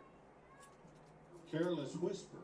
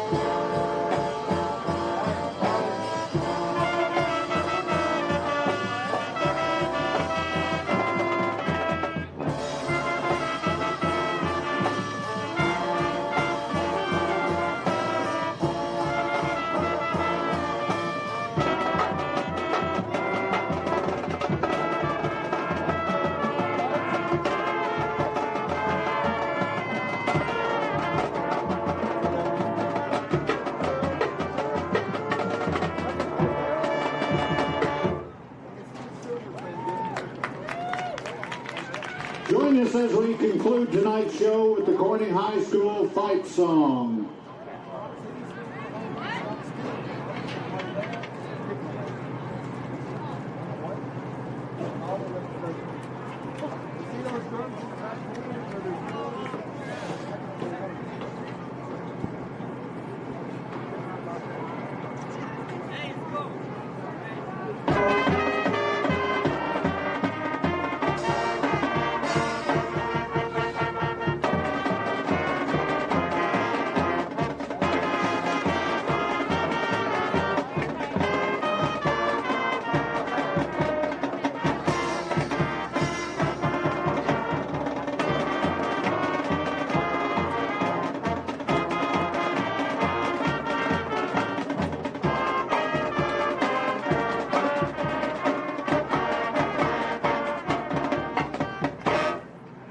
Big round of applause for the Corning High School Marching Band.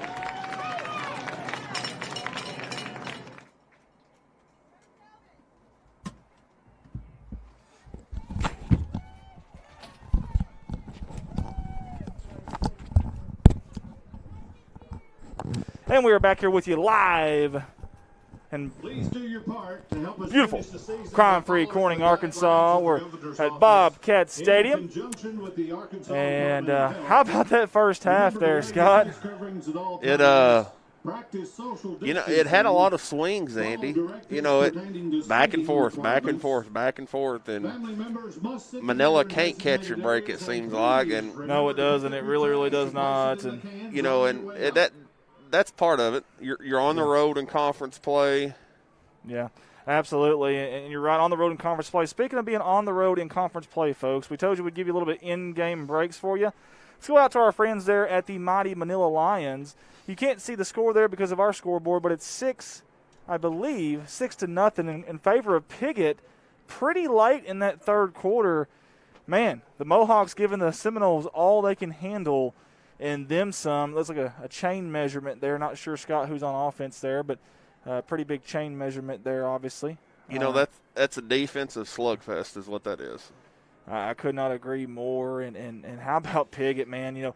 With everything that's going on with Hunter Midkiff and, not having their head coach and everything that's happened, this has just been crazy that they even have an opportunity to even be in a game like this. And I give them credit. I give those players credit, man. As you see, Osceola actually has the ball, and they're trying to drive here with looks like 3:40 to go. And speaking of time, we've got about 5:55 to go here at Bobcat Stadium. I want to talk about, until we get the second half kicked off, I want to talk about our band and the flag girls out there. They did a fantastic job out there. Some good music. You see Osceola going deep, and I think it's incomplete. Good coverage out there by the Mohawks. And, hey, what did we say earlier about letting teams hang in there? Yeah. They start to believe. They start to believe. And before you know it, man, it's crazy. So, as our director, I don't know what he's doing there. If he's changing something for us. But we appreciate Colton. We really, really do. Colton's done a fantastic job this year and last year of helping us out and the things that he has done. So, we sure do appreciate him so much. And there you go, Osceola. Looks like a flag, a pretty hard hit there. And that poor guy is laying down hurting right now. I'm going to go off that camera for just a second. That young man's hurt until they go off that camera. Let's go right back to it there. I think they're off of him. Well, not quite. We'll go back to our camera there. But that's what I love about our cameramen here. They're very, very professional. They get off those pretty quick, those bad, ugly injuries. So we've got a split screen up there with both there. You can see our place and, of course, the game going on over there. Hey, while we got an opportunity, though, we want to talk about something else. We want to talk about something that's going to go down very, very soon. Very, very soon. And that thing that's going to go down here very, very soon, as we're going to get in a little bit tighter here, Scott, is going to be a ping pong royale. A little challenge amongst ourselves here. I don't know if you can see that or not right there, the ping pong royale. And there it is right there. And good stuff. And we're going to sign that right now is what we're going to do. So I'll do the honors of signing the we challenge y'all kind of challenge it, but I'll sign the first spot up there. My beautiful signature. Go ahead, Scott. This is official now. Are you a doctor? I am a doctor. How'd you know? How'd you know that? Can't read it. You think that's fancy. Watch this one. My time off, I practice a little doctrine there. Look at this, folks. It's official. We're going to have a little ping pong challenge. That's right. Me and Old Man River are going to battle, I believe, Landon and also Scott Townsend Jr. Streaming company versus streaming company right there. Get your bets in already. I think the Vegas odds makers have you guys as favorites, but or Hootens.com actually called it. You guys are a 6-point favorite in that. That's okay. I like the underdog role, and I promise you we'll play it, and we'll play it hard again. Official right there, folks. Maybe it's something we can do yearly. That would be cool, like a little streaming. And then maybe we can get other streaming companies involved.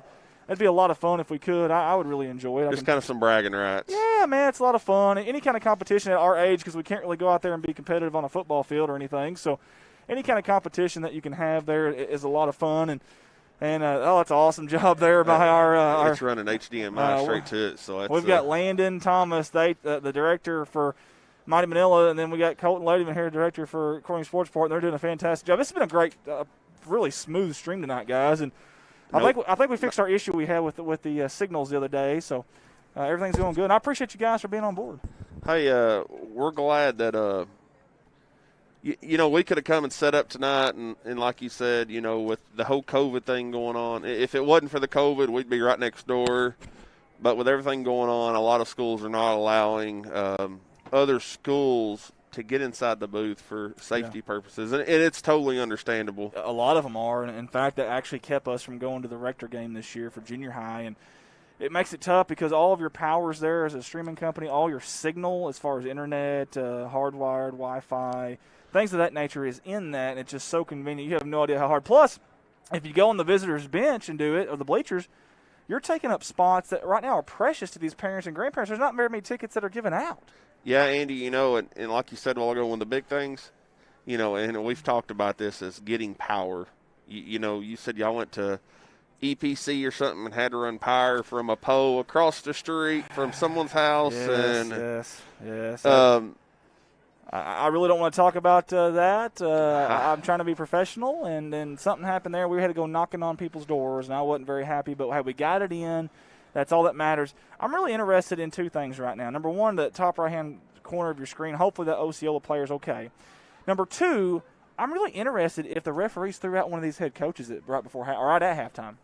Yeah, Andy, speaking of the referees, they just got out here, and I hadn't even seen Corning yet. No, I haven't either. Manila did not go to the basketball gym locker room. They sat out there behind the end zone, of the south side end zone, I should say, over close to Bobcat Lane, and they're still out there, I do believe. They're huddled up right now, and I promise you, Coach Hill says, listen, we got an opportunity. This game is far from over. Manila will receive the ball in the second half, and I'm going to go ahead and tell you. Yes, sir. Not Gutierrez. Let me find him here. Rocky Flores? There will be an onside kick. I'm going to go ahead and tell you. And if you're watching home and if you want to place your bets, get ready because it will be an onside kick. I've watched this kid now this is the second game I've come up here and helped y'all. And yeah, I want to say there's been like 12 or 13 kicks. Yeah. 3 more? Yeah. And every kick has been an onside. It's been crazy. He's so good at it. He told me the other day that he had 13 career as he's going up through the system here, 13 career ones, and that was the other day. He's probably had a couple of them since then. Woo. 15 career onside kick recoveries is unbelievable as Pig and Osceola are just now getting back to action. Hopefully my son's watching. I don't know if he is or not. Tyler, I love you, buddy. Love you, champ. Hopefully we got a football game tomorrow, young man, and hopefully we can win. He's a running back like his daddy. He's so excited. Michael Dowdy, Bob Smith with us, Connie Pendergrass, Rendell Godwin. Also my little daughter, Emma Earls. I love you, princess. Hope you're doing well. Amy Early, Bradley Clark, and I think you got some on your Well, I was actually just reading what the Manila School posted today. Connor Jackson is a cross-country runner of ours, a senior. Okay. He actually won the state championship in the, I want to say 300 meters 2 years ago in Fayetteville. Holy hay bales, young man. That gives you a holy hay bales. That's big stuff. And he just got a full ride scholarship to the University of North Alabama. That's fantastic. So Congratulations, Connor. Yeah, Connor, that's awesome, brother. That's fantastic. Thanks for bringing that up, Scott. I don't know if the family's watching now. That's awesome stuff. That could be life-changing stuff. Listen, some people can't go further their education, for whatever reason and different reasons. And then when you have something like that aids you in that education could become big, could make friendships. You could get different opportunities after school. Listen, that's awesome. I love it, and he's still getting to do something that he loves to do. Connor used to play baseball and used to play basketball, and I remember he broke his collarbone playing basketball, and he decided that running was going to be his thing. And Sound ever like he runs since, like a deer. It never fell at home. I'll be at the house or it'll be raining. He'll have a coat on. He'll go run. Yeah, awesome. It's dedication, and now he's getting to do something, like you said, he enjoys.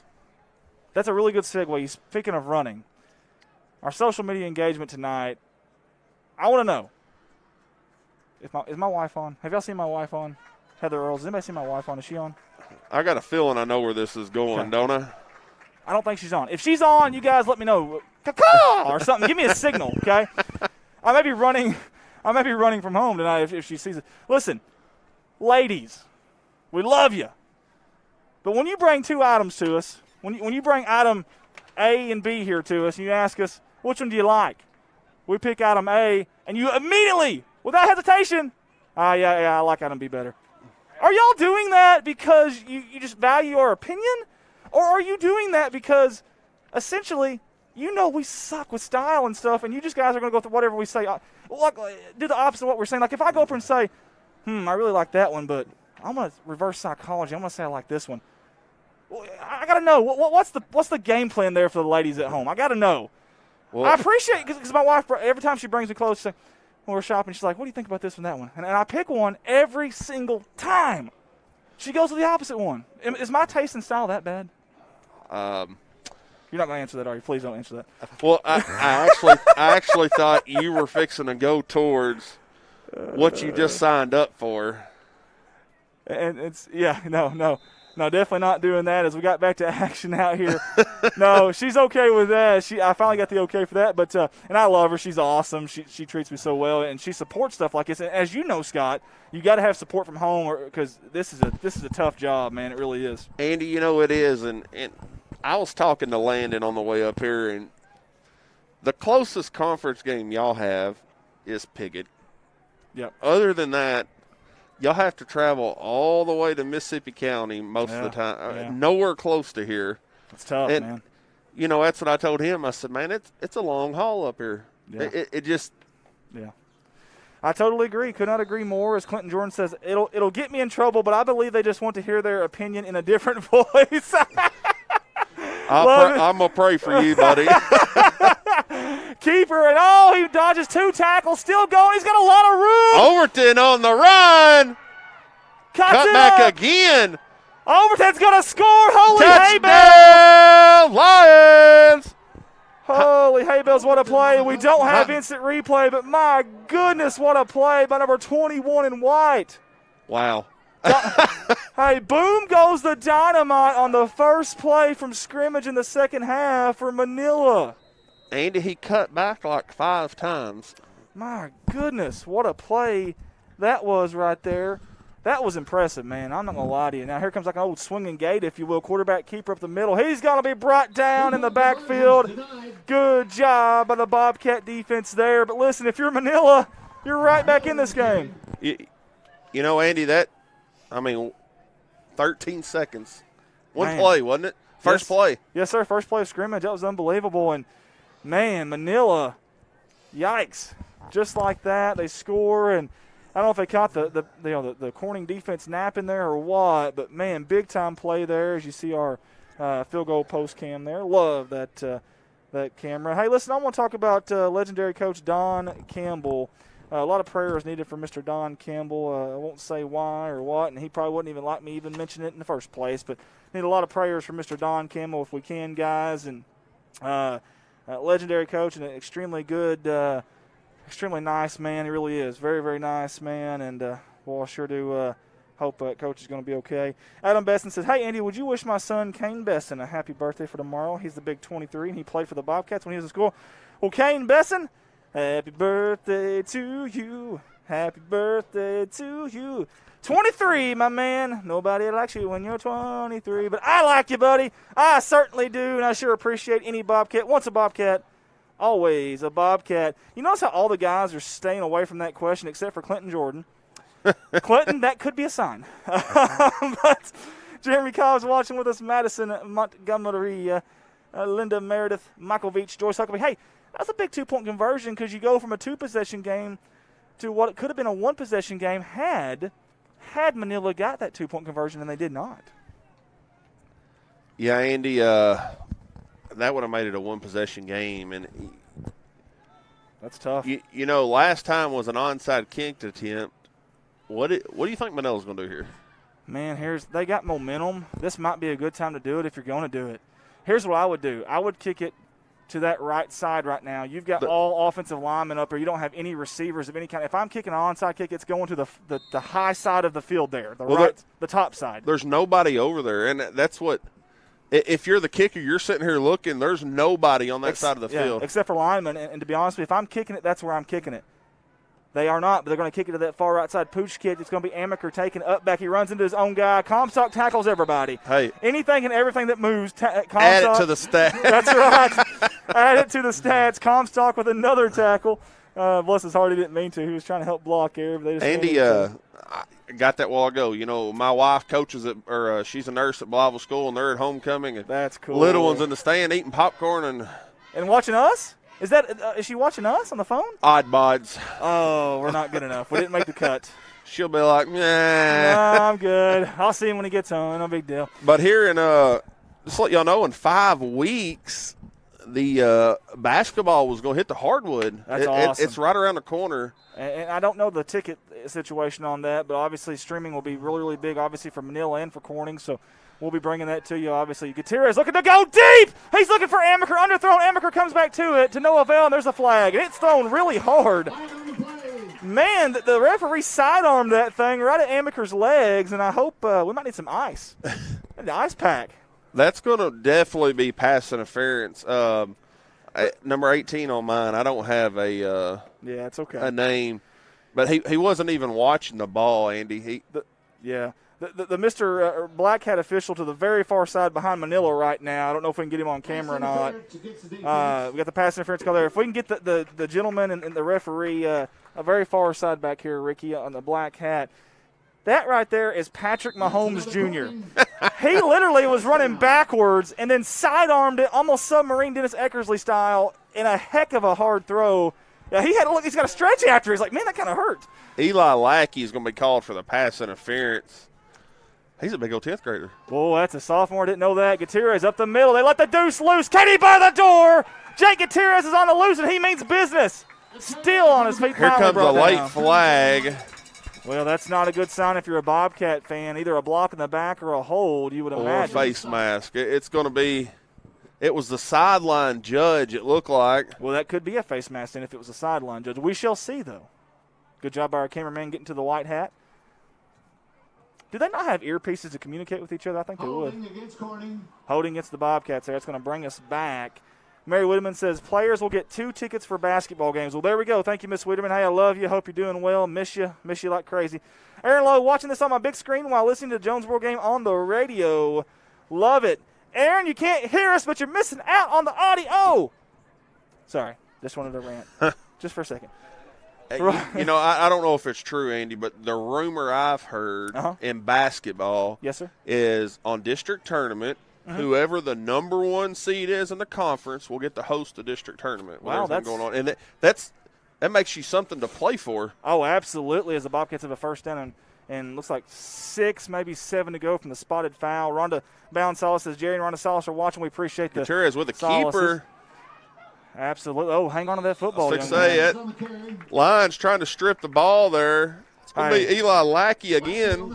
Lackey's getting a lot of attention here in the second half, but that number 2 right there is getting a lot of attention as well. Picks up his rag there, and Jake is he's strong, man, strong legs. 475-pound squat for a guy that goes 5'7", 200. 4'7", 40 rushing. Obviously had a rushing touchdown versus Osceola, and he's got 220 rushing yards on the week, and he's averaging 8.2 yards per carry. Maybe let the deuce loose a little bit more. Yeah, Andy, you know, I like watching Gutierrez run. He runs with pride. With purpose. With purpose. Yes, sir. Handoff up the middle, Comstock, and they had a blitzing linebacker safety or something that just kamikaze through the line there. He timed the snap perfectly, but it didn't matter. Gary with another first down for the Bobcats. Folks, we got the end of the third over there in Osceola. It's Piggott 6, Osceola 0. How about that? My goodness. That's crazy, folks. You never know, man. This may be the night that Piggott upends the Osceola Seminoles, and wouldn't that shake up the standings? If you're Hoxie right now and you're a fan and you're hearing this, you're getting, you're licking your lips a little bit there for sure. But they still do have to play each other, though, and obviously the tiebreaker would go to whoever won that game.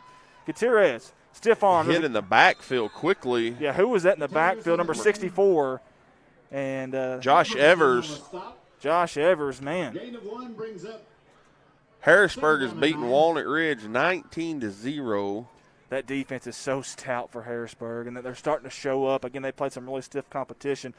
Jacqueline Eddington Linden, glad to see number 11 back out there. I'm praying they all stay safe. That's a very good point. Logan Hart, they will most likely do it like they are doing volleyball. Can't have multiple teams at the same gym, so the higher seed will host their own home game. Second down and 9 with 9:38 to go here in the third quarter.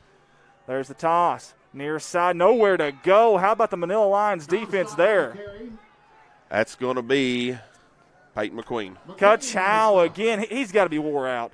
And he's saying third down, but I think he's raising his hand secretly saying, Coach, I need a break. Give me a break. My goodness, he's been everywhere. Lightning McQueen has. You know, and Andy, that's a couple times that it's just shot in the backfield. don't know where they're coming from. Yeah. How about these middle linebackers tonight? Gary Comstock and Peyton McQueen. I mean, putting on a show. 3rd and 8 for the Bobcats. 9 minutes to go. Toss, Amaker, far side. He's got some blockers out there. Eli and Lucas. Someone gets a hand on him, brings him down. A jersey tackle. Yes. It's going to be number 13, Matthew Gibson, senior. Is it Gip or Gib, like the guitar? Gibson. Gibson, okay. Gibson. Well, Gip out there, he's playing hard, and it was a good tackle because if he doesn't get that tackle. It's first down. I think it is. I really do. Now, he got it, though, so it's 4th down and 3 with 8:35 to go. So, here, if you're Manila or if you're Corning, you do a play action? Hey, I like play action. Eli Mason up the seam, the tight end, the big tight end Eli, who goes 6'3", 240 as a sophomore. That's what I would do. But, listen, I'm just an announcer. So, he'll be on your far side of the screen on the line. 89 up there at the top. That's what I would do. We'll see what they do. Shotgun formation, Lucas in motion. Gutierrez, the keeper. He's going to cut it up. He's got enough for the first down. Move the chains for the Bobcats. And, Andy, that was a design quarterback run the whole way. Here's the thing about that, too. If you're going to do that quarterback keeper, I like it when you spread the defense out and give him more room to run, and that's exactly what they did as Pocahontas and Gosnell, 17-16 at halftime. Pocahontas up on Gosnell. How about Dumas up on Crossit? How about that game, 14-7? For those folks that follow 3A, they understand how important that game is. Dumas up 14-7 at halftime. Heath Simmons is about to bring us some score updates as well. And here we go, 1st down and 10 for the Bobcats. Double handoff, Crosby, far side. Oh, he's going to be hit hard. Who was that? That's Matthew Gibson on the far side. That was a Goldberg tackle. Oh, he speared him. You're not kidding, man. Drove him to the ground. You're either the hammer or the nail. He was a sledgehammer right there, my man. You know, and Crosby being shaken up coming in here, that's a hit you don't want him to take. No, but he's so darn tough, man. He's just gonna lie to you and tell you he's okay. He wants to play. This is his senior year. It's homecoming night. It's a close ball game. They want a conference victory, and they want it bad. As we got Aaron Lowe mentioning something here, we'll get to his comment here in just a second. 2nd down and 8. 7:05 to go here in God's country. Fake the handoff. Quarterback keeper up the middle. Breaking tackles, dragging some defenders is Gutierrez. He got positive yardage, but he's still short. That's going to be Matthew Gibson again for Manila. It's like 3 or 4 plays in a row there, Andy. He's stepping up here in the second half. Yeah. You see Gutierrez holding his hand. Yeah, he is. That's a good point. Hopefully he didn't get stepped on or anything there. That's not what you want to see, I believe. He's held his hand the whole time. Is it left or right? You're right. That's a really good. That's his left hand. Left hand. Kind of both hands. Yeah. This would be a good opportunity for a pass right here. 3rd down and short, knowing you can go for it on 4th. They're going for a pass. They're going deep. Big Eli Mason is the intended receiver. Nearly intercepted. Incomplete. Right over there by our sky cam. I mean, right by it, folks. Did you see the referee going for the ball? That's going to be Kurt Overton. And I tell you what, another thing is that here's the deal. When you take that shot once, what it does, at least they have to respect it now. So maybe that backs the safeties up just a little bit. And good catch on Jake Gutierrez there, Scott, because they've got him over here, and they're getting the first aid kit out now for Jake, and he's in pain. You know, Andy, and if that it changes the options if you're Corning in quarterback position now, because now you got Amaker, which is lightning speed. Yep, quarterback keeper. Run like he broke a tackle up the middle. He's still going to the far side. They're not going to catch him. Touchdown! CHS put 6 on the board for the Bobcats. According to the black and gold. Strike was 6-13. Boom goes the dynamite. Andy, that's as I was just saying, Amaker. You know, he's so fast. Y'all gonna kick? Are y'all going to kick an extra point here? I highly doubt it, but you're right. You got to respect the speed of Flash, and he made them pay there, not just with the speed, Scott, but breaking tackles.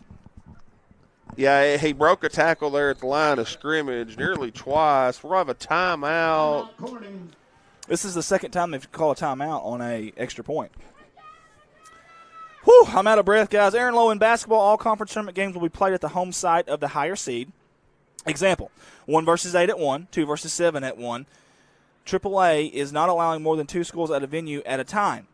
A boys versus B boys and girls versus B girls can be played, but not a varsity be in a – okay, you know what? I don't even know.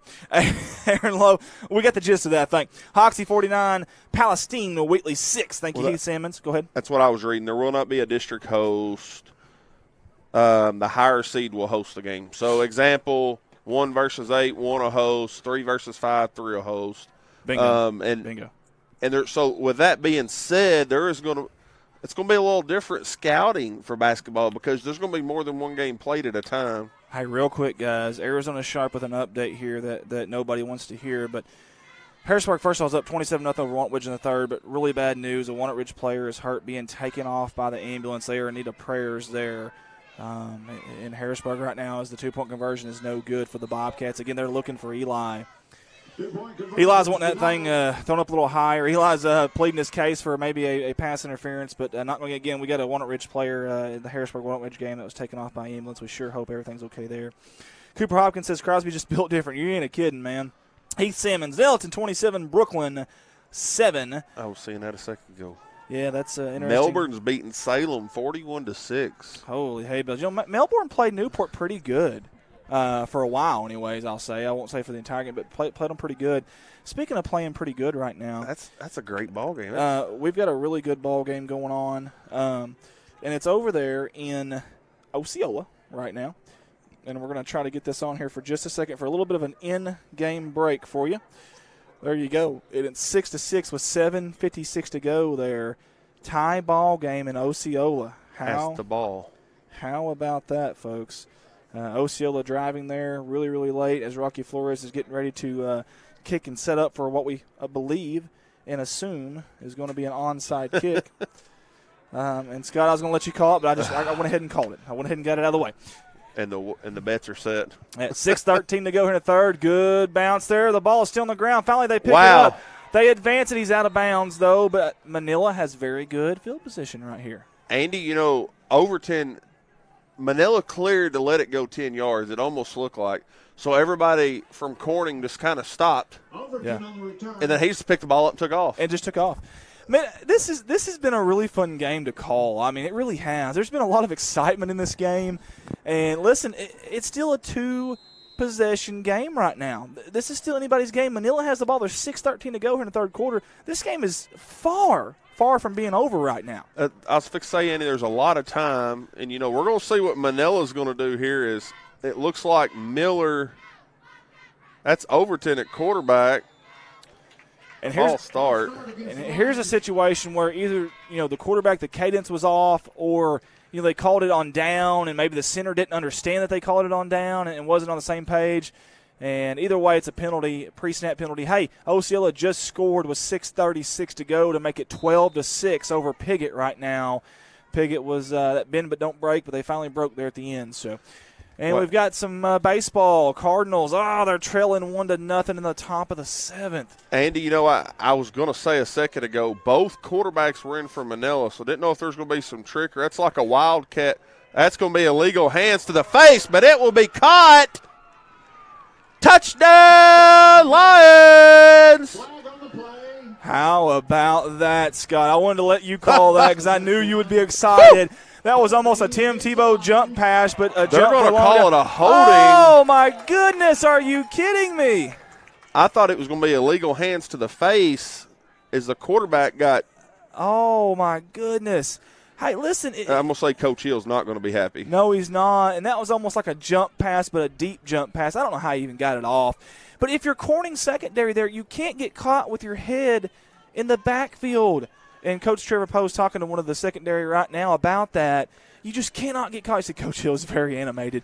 He's doing everything he can to revitalize this Manila program. You see him there on the screen. He's wanting to know. He's wanting to know who it is, I assume, Andy. I honestly never even saw the call. I was watching the celebration over here on the end, and I was watching Coach yell at somebody from our school.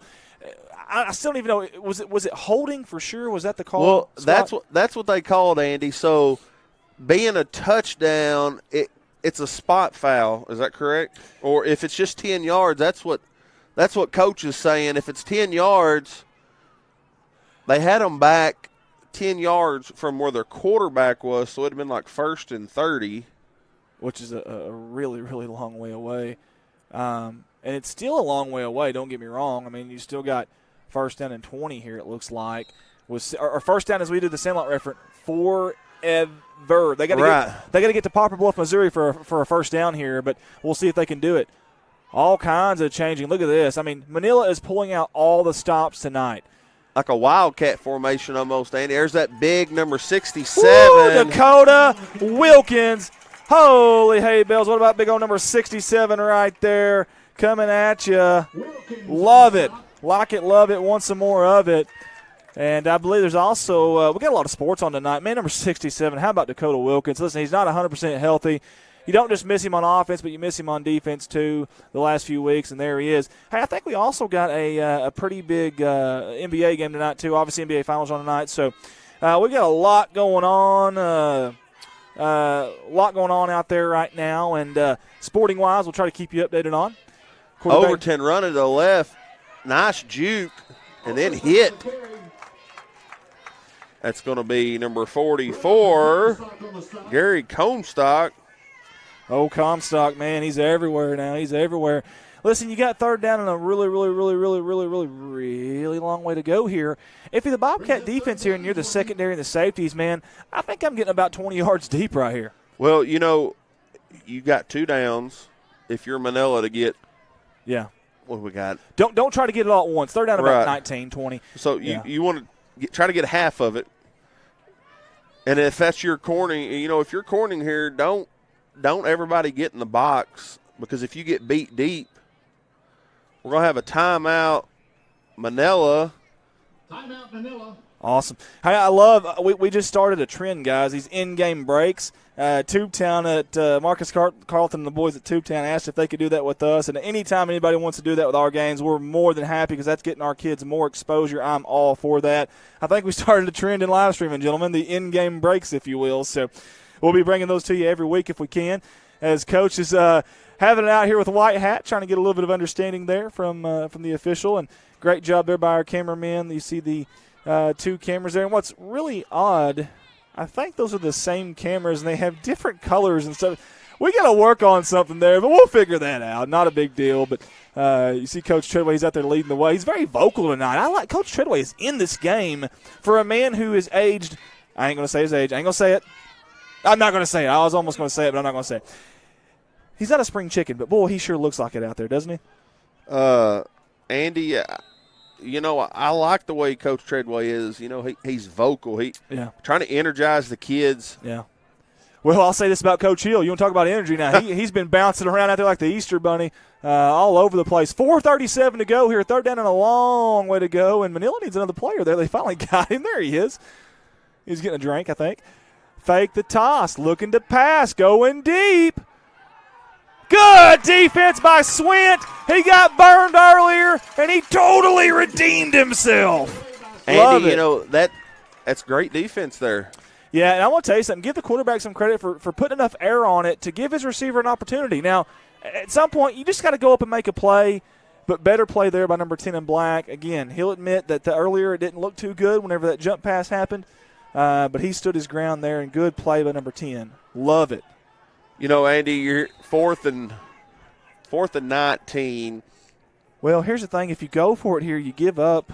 You give up some field position. You do. Not the worst, but you give up some. And I think they're going to punt. Not a good opportunity to fake the punt, so you'd imagine they're absolutely going to punt this. I would assume anyways. Yes. And there they go with the punt. End over end. High arcing punt. It's going to take not much of a bounce at all. You know, if you're there from cornering, just get out of the way. Don't. Yeah. If you're not returning it, don't let any mistakes, small mistakes can happen. Absolutely. And I tell you something else, guys. We appreciate everybody for tuning in with us on these Friday nights. We know you could be spending your Friday nights anywhere else but here. And, man, it means so much to us. It really, really does. It's awesome. We've had several of you guys tuned in with us tonight. Aaron Lowe says Jonesboro's leading Sheridan 31-21 in the third. Cynthia Boland enjoying watching these Bobcats. So are we. And Manila, this is a lot of fun. The guys from Manila coming up here helping us with this. This has been a fun night. It's not over. Listen, 4:22 to go here in the third quarter. Got a lot of football left. Yeah, Andy, you know it. I see Gutierrez is back in the ball game for the Bobcats at quarterback. I tell you what, your eyes have been on it tonight, Scott. That's a good pickup. You know, again, Scott mentioned he alluded earlier that Gutierrez was holding his maybe his left hand there. He came out for a little while after a pass, and now he's back in there. Very good observation there by Scott. Yeah, Andy, it's that's when Amaker come in and ran the ball 45 yards or so with 3 or 4 broken tackles, and he's going to be in the game somewhere. Oh, I promise you, he wants to be in it. 2nd down and 3, 3:44 to go in third quarter, right up the middle, and it's going nowhere. But he somehow got a little bit of yards, maybe a yard, maybe 2. He was stuffed at the line of scrimmage there by several Manila Lions. Yeah, I see McQueen in there, Josh Ball, Josh Evers. Yeah, I'm going to tell you something. This offensive line for the Bobcats, we're going to need them right here if you're a Bobcat fan, because it's 3rd down and 2, and this is that old smash mouth style of football that's been brought back to Corning this year by Coach Treadway and company. And they're going to need those Corning Crushers up front to plow the road right here if they're going to get this first down. Yeah, Andy, and this is one of those positions where the ball is at, he gets hit in the backfield. Man. That's going to bring up 4th down now. We was talking about field position. Yes, sir. If you're Corning here and you don't get it, you give up tremendous position. I trust my defense here. But, again, what did I say earlier in the game? I want some dogs on that offensive line. I want them yelling at Coach right now saying, let's go for it. No hesitation, no flinch, because they believe. They truly believe. That's what I want. And let's see what happens here. It'll be an interesting call from Coach Trevor Poe and Coach Treadway. They're going to go for it on 4th down. Watch the hard count here if you're Manila. You don't want to be drawn off sides and give it to them. Andy. Quarterback sneak up the middle. I don't know if he got it or not. It's going to be so close. We'll see where they're going to spot the football. That was a silent count is what it was. And I don't know. I can't tell. I really can't. I think you have to get the chains out. I really do. This is a big play, Scott. Yeah, Andy, that's what the official on the near side has got a totally different spot than the official on the far side. Listen, the official on the near side's got Coach Treadway in his ear. The official on the far side's got Coach Hill in his ear, and it shows. and the middleman's like, look here, now they're all going to come to the center of the field. But, Andy, here's on one of them counts like that. Offensive line have to be set. Yes, sir. Yes, sir. And it happened so quick, I couldn't tell. Everybody expecting a hard count, and then Gutierrez just quickly ran up the middle. Yeah. Hey, give Manila credit on the defensive front. We've talked about linebackers tonight for Manila, but that's a turnover on downs. Wow, big momentum shifter right there for the Bobcats. That's what the official was saying, was Gutierrez's knee was down. Well, let me ask you this. If the ball's in the middle of the field like it is, who gets to call that spot? Because normally if it's on the near side, the near judge. If it's on the far side. But when it's in the middle like that, who really gets to overrule that? It's really interesting. You're right. The near side judge had us a first down. The far side had a Manila stop. That's really interesting. Andy, especially in the middle, because how does either official be able to even see the ball from where they're at? Because if it's a run like that, it's going to be a pile up right in the middle of the field. So, here you go, 2:21 to go. Wow, really interesting stuff there. And then roll out, going to throw. It's picked off by the Bobcats! That is Jordan Grubb, Mr. Sticky Hands, in a big-time spot. Holy hay bells, what a play by Jordan Grubb. If you're Manila, that is not what you need right here, just getting a turnover. Wow, I love it. Like it, love it, want some more of it. Doris Wiedemann's on with us. Johnny Wise, Bruce and Brendan McGrew, Dalton Hollingsworth. Donna Lane say hey to Grau. This is his last year. He will be missed, and he's a great job he has done. I totally agree. Heath Salmons win 14, Greene County Tech 0. Aaron Willer said the mascot does a great job, and Corey Godwin's also on with us. Toss near side. Comstock's going to bounce it outside. He's got room. There's a flag down. Good block. Comstock cuts it up, makes the guy miss. Stiff arms another one. Finally going to be brought down by number 51, Jackson Roddy. But it's going to be Eli Mason. But I think that's Eli down here, isn't it? Yes, sir, that is. Holding on the Bobcats, so it all is for naught. And it happened right in front of the official. Yeah, and that's, listen, it's tough on those tight ends. Some tight ends are better blockers. Some tight ends are better, receivers, better route runners. Eli's a pretty good mix of both, and he just got caught, with the hand in the cookie jar there a little bit, but that's okay. We like the effort.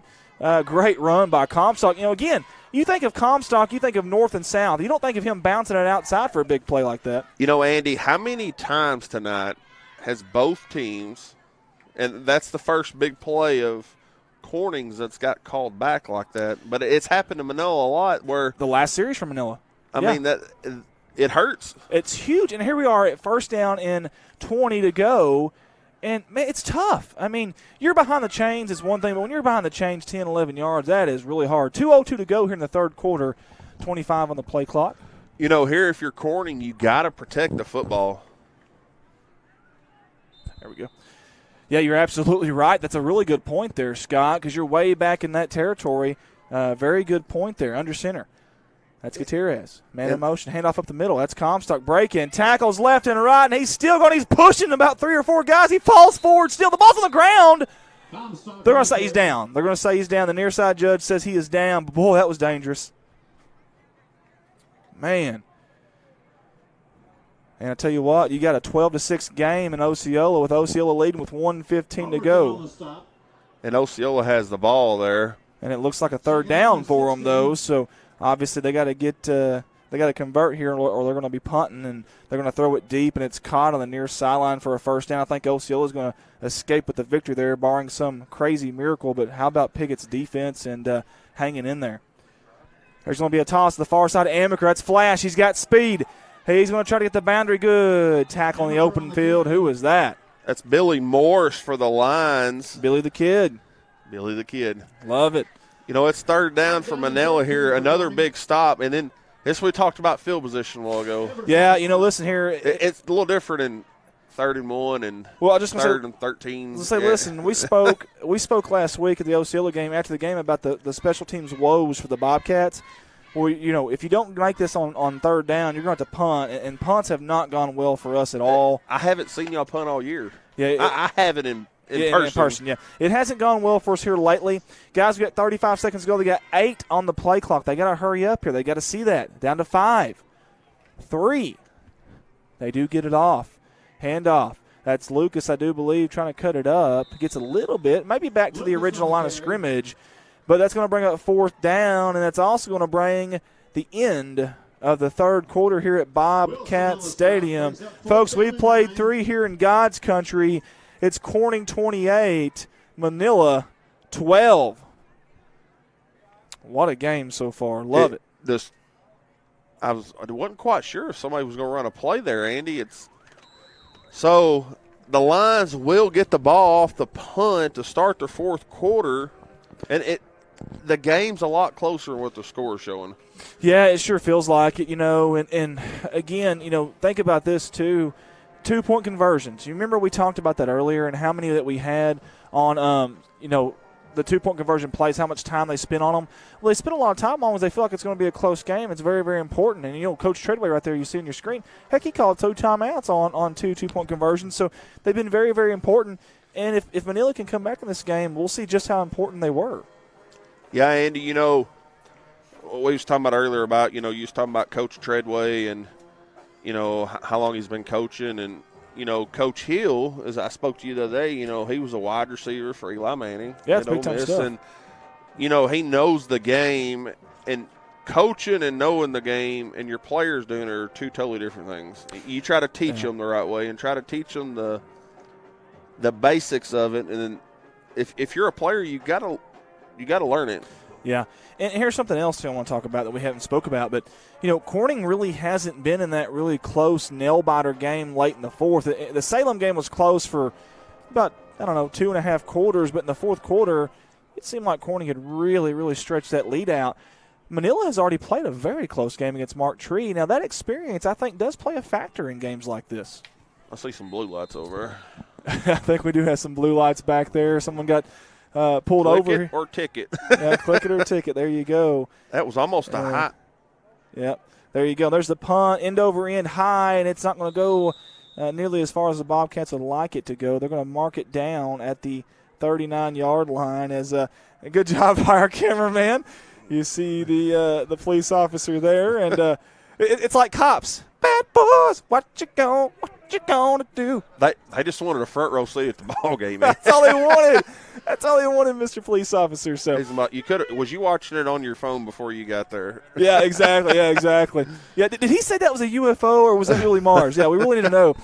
All right, it's still up there beside it, Andy. If you look at. It hasn't moved a bit, or maybe it's following it. Maybe the moon's moving, and it's moving with it. We're not sure. There's a good picture of it right there. Good job by our cameraman there, and that's a Landon Thomas on the camera there. First down and 10 for Manila. I'll let you take over, Scott. Tip pass, and thought he still caught it.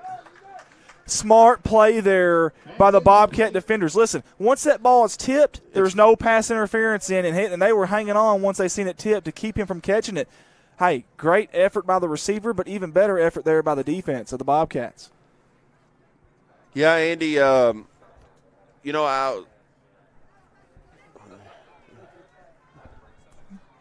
I know, you just wish, right? Yeah, we've got one of our cameras. Sorry, there was no audio there. We got one of our cameras and a guy standing up in the way there. But that's not a problem. That's okay. Toss Overton far with side. a sweep, hitting the backfield. How about that Bobcat defense swarming to the football? You got several of them over there. Good sportsmanship too. Crosby, Comstock, Eddington, Grubb, Lucas. Give it to the whole right side of the defense, I guess. Yeah, Andy, nowhere to go. I mean, the defense broke around the offensive line. Here, if you're Manila, you've got to get the ball down the field. 11:15 to go in the ball game. It's, if you score here, it's just a one-possession game. I totally agree, and that's huge if they can get a score here. We shall see. Well, if you get a score in a 2-point conversion, it's a one-possession game. Right. Now, they've got to get there, though. Third down and about 14, maybe 15 we're going to call it. Amaker in the backfield, a lot of pressure. They get the pass off. It's caught far side. Oh, hard hit down there. And that was Parker Davis and Gary Comstock on the hit. It's going to be Overton receiving for the Lions. That was a huge gain. Now it brings up a fourth down and manageable for Manila. It was a play action. He had to roll backwards and just found his halfback that was blocking sitting back there, and everybody from Corning kind of broke away from him. Okay, quarterback made that play happen. Big play right here, fourth down. 10:27 to go here in God's country, and I like the call by Coach Hill here. I do. Try to get them to jump. Yeah, try to get them jumping. If you don't, you're going to take the timeout anyways. I like that play call there by Coach Hill. Very, very clever stuff there by obviously a guy who knows his football. Yeah, Andy, and there we go. You see Coach Hill on your screen. He's – I don't know if he's telling the guy in the white hat, I'm sorry or yeah. Wouldn't you love to just hear some active conversation? I would love it. First of all, we'd have to have a filter, I'm sure. Oh, yeah. These coaches get heated, I promise you. I guarantee you they do. He's probably saying, listen, does your wife really show you 2 items and then she picks the one you don't pick? And they're like, of course she does. Yeah. We love all the wives at home. It's just Tasha Dotton says, live PD. Our ratings just went up. Well, that was a quick stop. We should take our streaming company and go with the police department. Now, the football players are ready to play, but Coach Hill is not quite there yet. He's not got the answer he's wanting from Mr. Official there, and he still doesn't. These officials have earned their money tonight, Scott. They've had both coaches at them really hard. Well, most of the games seem like they're about over. We still got a whole quarter to go. I know. Homecoming night here. Bobcats in big fourth down. Oh, barely got the handoff off. Trying to get the first down. Does he get enough? It's going to be so close. Looks like he's going to be about a yard short. That play was blowed up from the beginning, and not even sure how Manila was able to gain anything out of it. It's a miracle they got what they got. I mean, it really was. I don't know how. I'm with you. I don't know how they got the handoff off. The Bobcats pinned their ears back. I tell you what, that would have been a good time to play action pass because, we brought the kitchen sink and kind of got lucky that y'all didn't pass.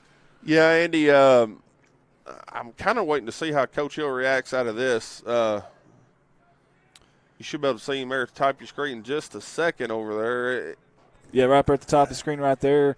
Yeah, and you're right. It'll be really interesting because, it was awful close. And here comes Amaker. Yeah, near sideline. He's going to cut it up, and boy, and he does. He puts his head down every time. And I hope the Manila player down there is okay. He's finally getting up. That's Matthew Gibson.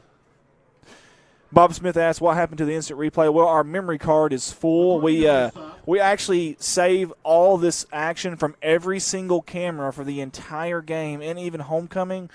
And all those cameras, all that memory from every single camera we've got right now is actually taking up the storage card enough to where we don't have instant replay. You got to have the storage card free in order to do that. So, Bob, that's why we don't have instant replay here in the second half. We hang on to that for a reason in case there's highlight videos, send them to colleges, to recruiting coordinators at different colleges, stuff like that. So handoff, Comstock up the middle. He's got a first down behind that big Corning Crusher offensive line there. Yeah, Andy, that's got a whistle on the play. Finally moved the chains there. I was kind of trying to wait to see what was going on. Well, now on the chain gang's defense, they can't move White hat until White Hat gives them the signal. That's yeah. So they did their job there. And listen, we got a seasoned chain gang over there too. I know Mr. Ronnie Jones of Silver Fox is over there, and he's the head of that and does a fantastic job. And they do it. I used to do the chain gang, Andy, and me too. That's the best seat in the house. Yes, sir. I did it for a couple games. Ronnie needed some help one year. I did it for a couple years. Absolutely. Toss to Comstock up the middle, and wow, he's still going. Gary, the true beast, as Coach calls him, gets about 8, maybe 9 on that play. Looks like that's going to be Roddy on the tackle. Yeah, I'm going to tell you something. Gary has done a there's a holding on the play against Corning. Oh, man, you just can't have that. Looks like it's on the far side of the field, about the 40-yard line. Man. So that's going to be more than likely it's going to be a receiver out there. And like you said, Andy, know where the play's at. Yeah. We talked about that earlier. That's just tough, man. That's really, really tough. If you're the Bobcats, you're trying to close this game out if you can. And 8:55 to go here. You felt like if you could get down there and score on this drive that would probably do it. And here we are marching backwards. Yeah, penalties. We discussed it earlier. Yeah, they'll get you every single time. Trust me, every single time. I promise you, every single time. 8:55 to go. Play clock's at 3. They got to get it off, and they do. Hand off to Crosby near side. He don't have a blocker. He's going to be brought down. Good play in the backfield by number 51. Jackson Roddy. On the stop. Hot Rod Roddy, and he got his motor revving there and got out there in a hurry. You know, a cameraman over here, Roddy Piper over here. Yeah, we've got a see, look at that. We've got a cameraman that's a big wrestling fan, and that's Mr. Ricky Betts, and he loves that stuff. I promise you he does. He loves that stuff. Pamela Reed says, way to go, number 44, Comstock. He is the beast. And we got Luke McDonald, Mark Woods. Judy Pritchett says, go Cats. And Heath Simmons says, Hoxie 49, Palestine Wheatley 14. Will it offensive Hoxie? My goodness. That's what we talked about earlier, you know. Second down and 23 here for the Bobcats. Fake the handoff, play action, looking to pass. Good idea by Eric Gutierrez. He pulls it up, passes no good, incomplete. Intended receiver was Eli Mason. I seen who he was looking for originally, and that was Landon Lucas, and he was not open, and I'm glad Gutierrez didn't throw that ball.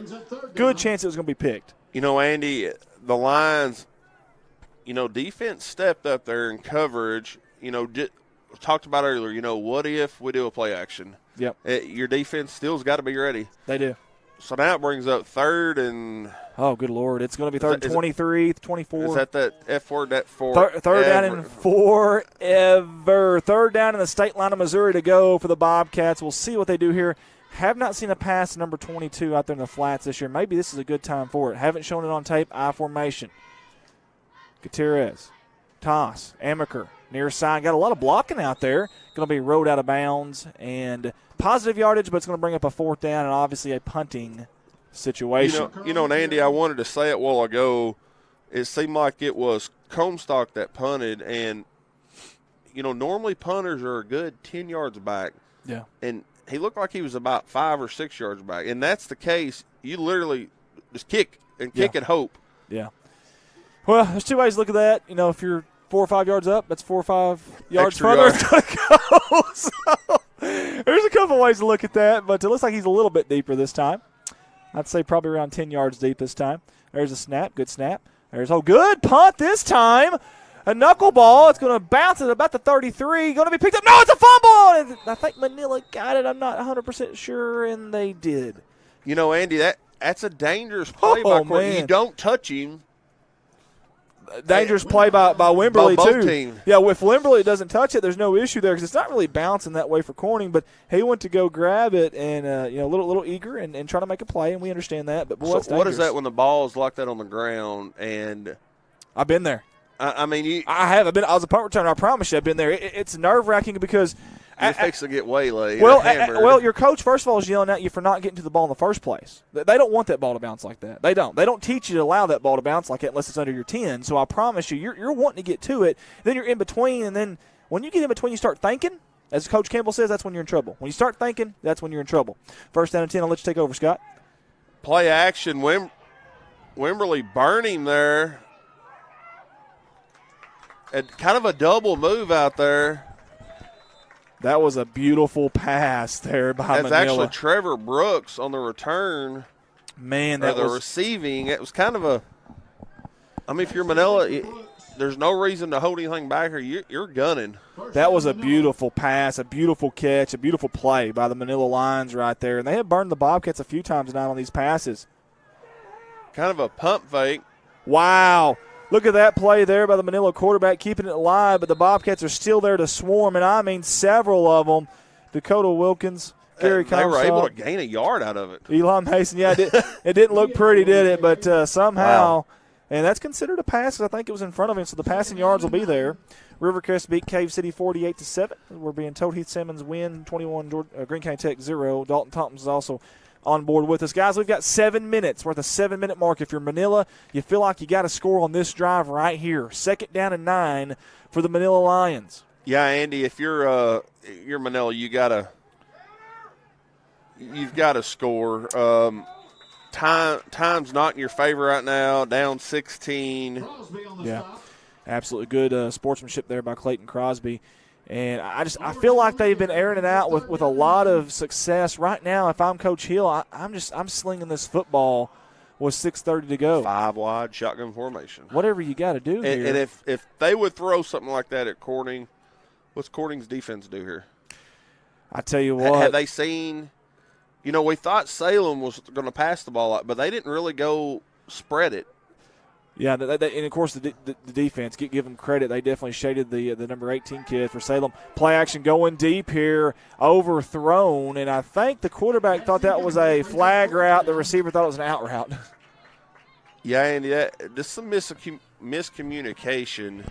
You're speaking of Rivercrest a while ago. I don't know if you've kind of kept up with Rivercrest this year, but they're the real deal.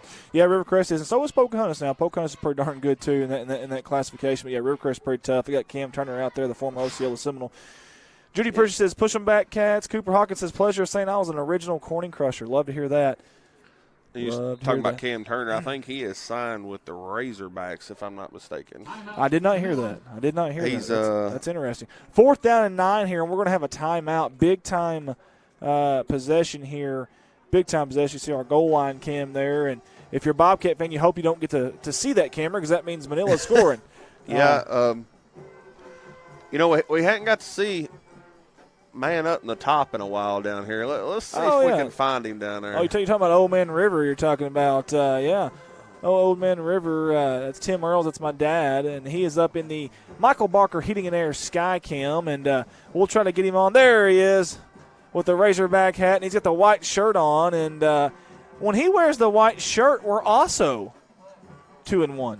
So if Dad could wear the white shirt every time, we sure would appreciate that. I don't know if he can hear us or not, but he's focused, man. I don't know what he's doing. Which one's his camera? That right there? Look at that.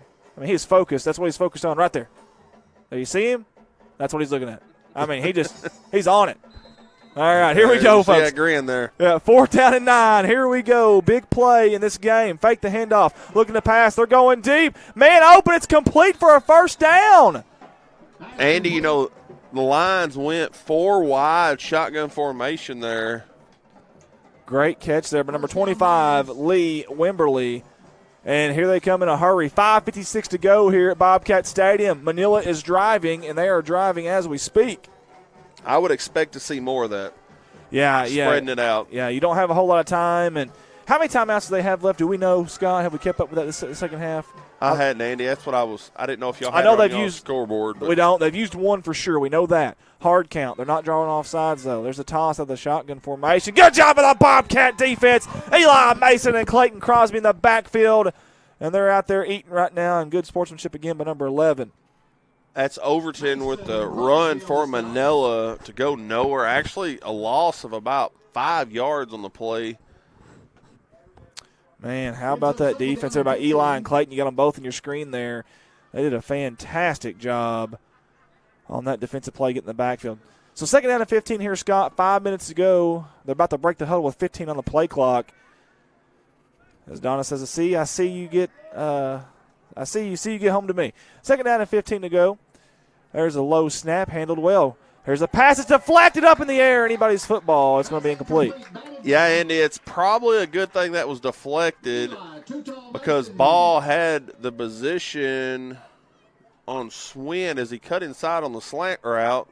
There's not really a secondary in the middle of the field. Well, here's the thing. If you got a safety, you're okay giving up that middle inside slant. But if you don't have a safety, and it looked like we didn't have a very deep safety there on that side, then that's a no-no. You can't give up that inside like that if you're Swin. But now maybe he assumed that Lucas or Grubb was going to be there to help. I don't know. I don't know what their formation, their schemes are. I don't know. That's and none of my business to be saying that on air anyways. But it'd be interesting to know who was kind of at fault there. But shotgun formation, they're looking to throw, and they do throw it near flat. It's just dropped. And that's Wimberly. Wimberly's going to be hitting himself on this one because he had 2 hands on that football, and that's a very good pass by Miller. Yeah, it was a play action. He had time, hit Wimberly in the hands as he dropped it. So now it's going to bring up 4th and about 15. And Manila has to have it here. You got to have this. I mean, if you're Manila, you pull out all the bags out of your trick right here because this is essentially the ball game. If you don't get this, there's just not enough time left in this game to get in 2 possessions. At least it's going to be really, really difficult. Big play right here, folks. It doesn't all come down to this, but this is a big play right here at Bobcat Stadium. Scott, take it over, buddy. 4th and 15, Miller with a play action. Sacked in the backfield. Great job by Amaker. Holy hay bells. Kamikaze Coda. And he got back in a hurry, and there's a timeout. False. That's a pre-snap penalty, and they're going to catch a break, Scott. Andy, you know that. He lit him up. Man. He brought the lumber right there. It's a lumber yard out there because he brought the wood on that play to Amaker. My goodness. Yeah, as you see Miller there mouthing at Amaker is, that's one thing officiating has got control of, though, is the past few years is that they're not allowing it. Yeah, they're doing a good job of that. And tell you what, speaking of doing a good job, great job there by Amaker.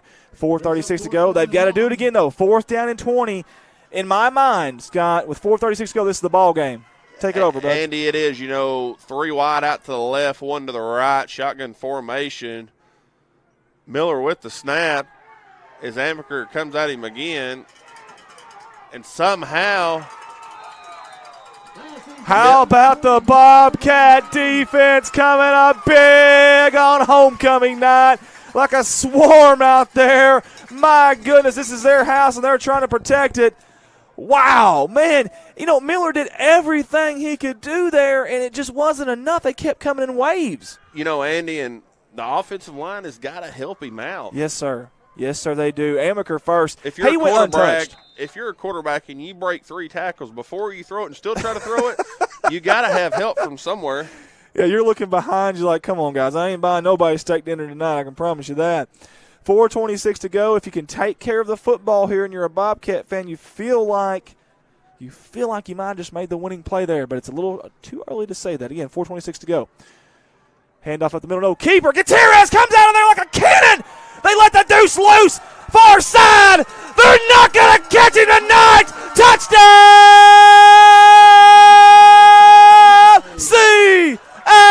CHS. Holy hay bells. And I think. There it goes. Do we have a flag? We do. We have a flag on the play. Hold the phone. We've got a flag on the play, and it's way back in the backfield. It's either going to be I see a helmet off here on number 64. Unsportsmanlike? That's what we've got. Jordan. On Manila. And the touchdown is good. How about them Bobcats on homecoming night? Get him by the door. And Coach Hill here, you see out here. Confetti, fireworks, homecoming. Love it. Absolutely love it. And you're right, Coach is out there with the referee. I don't know if he seen something differently or what it was, or maybe he just wanted to answer to whatever that call was. I don't know, but either way, it's a touchdown for the Bobcats. And listen, we've got 4:14 to go, and if you're the Bobcats, you see the field goal post cam. Good job by our director, Colton Lettyman. If you see, if you're a Bobcat fan, you feel pretty good right now. Andy, I don't know what was said there, but Coach Hill just got what team was on the sideline in a huddle and told him something. And I'm going to say it's probably not a good talk, because if there was an unsportsmanlike conduct penalty for someone taking someone's helmet off, he's not going to be happy. Well, with now it. keep this in mind, too. You're not supposed to huddle on the sideline either. They got the cones out there for a reason. You're supposed to spread out. Keep that in mind, and I think you can get a sideline warning for that. Obviously, if you get a warning, it's not a big deal. I mean, but now the second one it'd be a penalty. But we're going to have a timeout, neither here and neither there. So timeout on the field, 4:14 to go in this game. And, guys, thank y'all for tuning in with us on this Friday night. We sure do appreciate you guys. We really do. All y'all spend so much time with us on Friday nights. It means so much to us. It really does.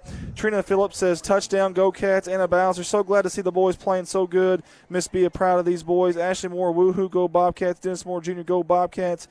Mary says, I love it. Jackie Anton says, woo. Pat Morrow, way to go Bobcats. Love number 8. Judy Pritchett. Hey, Nora. Hey, we got a lot of them. Pamela Reed, a lot of them excited about that play right there by Jake Gutierrez and this Corning Bobcat offensive line. So proud of these boys. And listen, if you're Manila, I don't care what this final score ends up saying. You don't have anything to hang your hat about. Scott, they came in here and they have battled all night long. Andy, they have, and it just – I mean, you don't try to make excuses, but, I mean, your offense has got to score. Yeah. Yeah, and and here's the thing is your offensive line's got to help you too, and they started off really hot. And that Bobcat defense, give them credit, in this second half have done a really good job of slowing them down. 2-point conversion. You're watching it from the field goal post camera. I love that action right there. Play action, looking for some room. Is Gutierrez. He's going to cut it up, and he's going to score. Holy hay bells, what a play by number 2. Like it, love it, and want some more of it. There goes the fireworks. We were waiting for them. Thank you to the Dakota Wilkins family out of Datto, Arkansas for that. They're looking bright and beautiful tonight. Homecoming for the Bobcats. And you know that. Who do y'all have next week, Andy? Well, I believe we go on the road to the offensive juggernaut that is Hoxie. So, congratulations. You're going to win, and now you get Hoxie. So, well, good luck next week. Thanks. I mean, in multiple ways. No, I know. And streaming, because y'all had a lot of problems last time y'all went to Hoxie. We did. We sure did. And you're right. And same with you guys. We sure hope it's going to be a safe trip for you guys. Oh, y'all are at home next week, aren't you? We host Harrisburg. That's right. You're at home next week. That's right. Very good. Very good. Do we have an update on the Walnut Ridge player that was carted off with the ambulance? We do have an update on the Cardinals game. It's very unfortunate. The Padres are up 4-0 in the top of the 9th, and I hate to give you that update. I really do. It pains me. It just pains me. Fernando Tatis made he showed me it was a spectacular diamond catch. Not because I'm a Cubs fan, just like the Cardinals, but have you watched this guy? He's unbelievable. There's some things I don't like about him because I'm a little old school. I don't like the cockiness, the watching the home run and then tossing your bat and then walking a little bit more. But he's a heck of a player. Andy, I'll go and say it. Onside kick. That's a pooch. What is that? Was that a planned pooch kick, or what happened there? And why do we blow the whistle? Was that an inadvertent whistle, or what do we have here? Offsides against Manila. Huh? How do you have an offside? Well, Scott, I have seen it all now, brother. I have seen it. Maybe you can't line up past that 45 when you line up, maybe? Well, before the kick, maybe? I don't know. I didn't know in high school that you could go offsides. I know you can't cross midfield, but maybe it is the 45. Maybe they were past that 45-yard line before the kick. That's got to be it. It has to be. And I didn't know that was a rule in high school. But you know what? Try again. Yeah, insert coin, try again. Hit the restart button here. We're going to try it one more time. That was an interesting play right there, and it wasn't even an onside kick. Again, another pooch kick. You let it go out of bounds. Oh, Trevor Poe with the catch of the year on the sideline, the one-hand snag, reaching down low, and look at that, just toss it like it's no big deal. That was silky smooth right there. That's a dun-dun-dun, top 10 play right there. My goodness. So, back a while ago, Andy, we were talking about Tatis.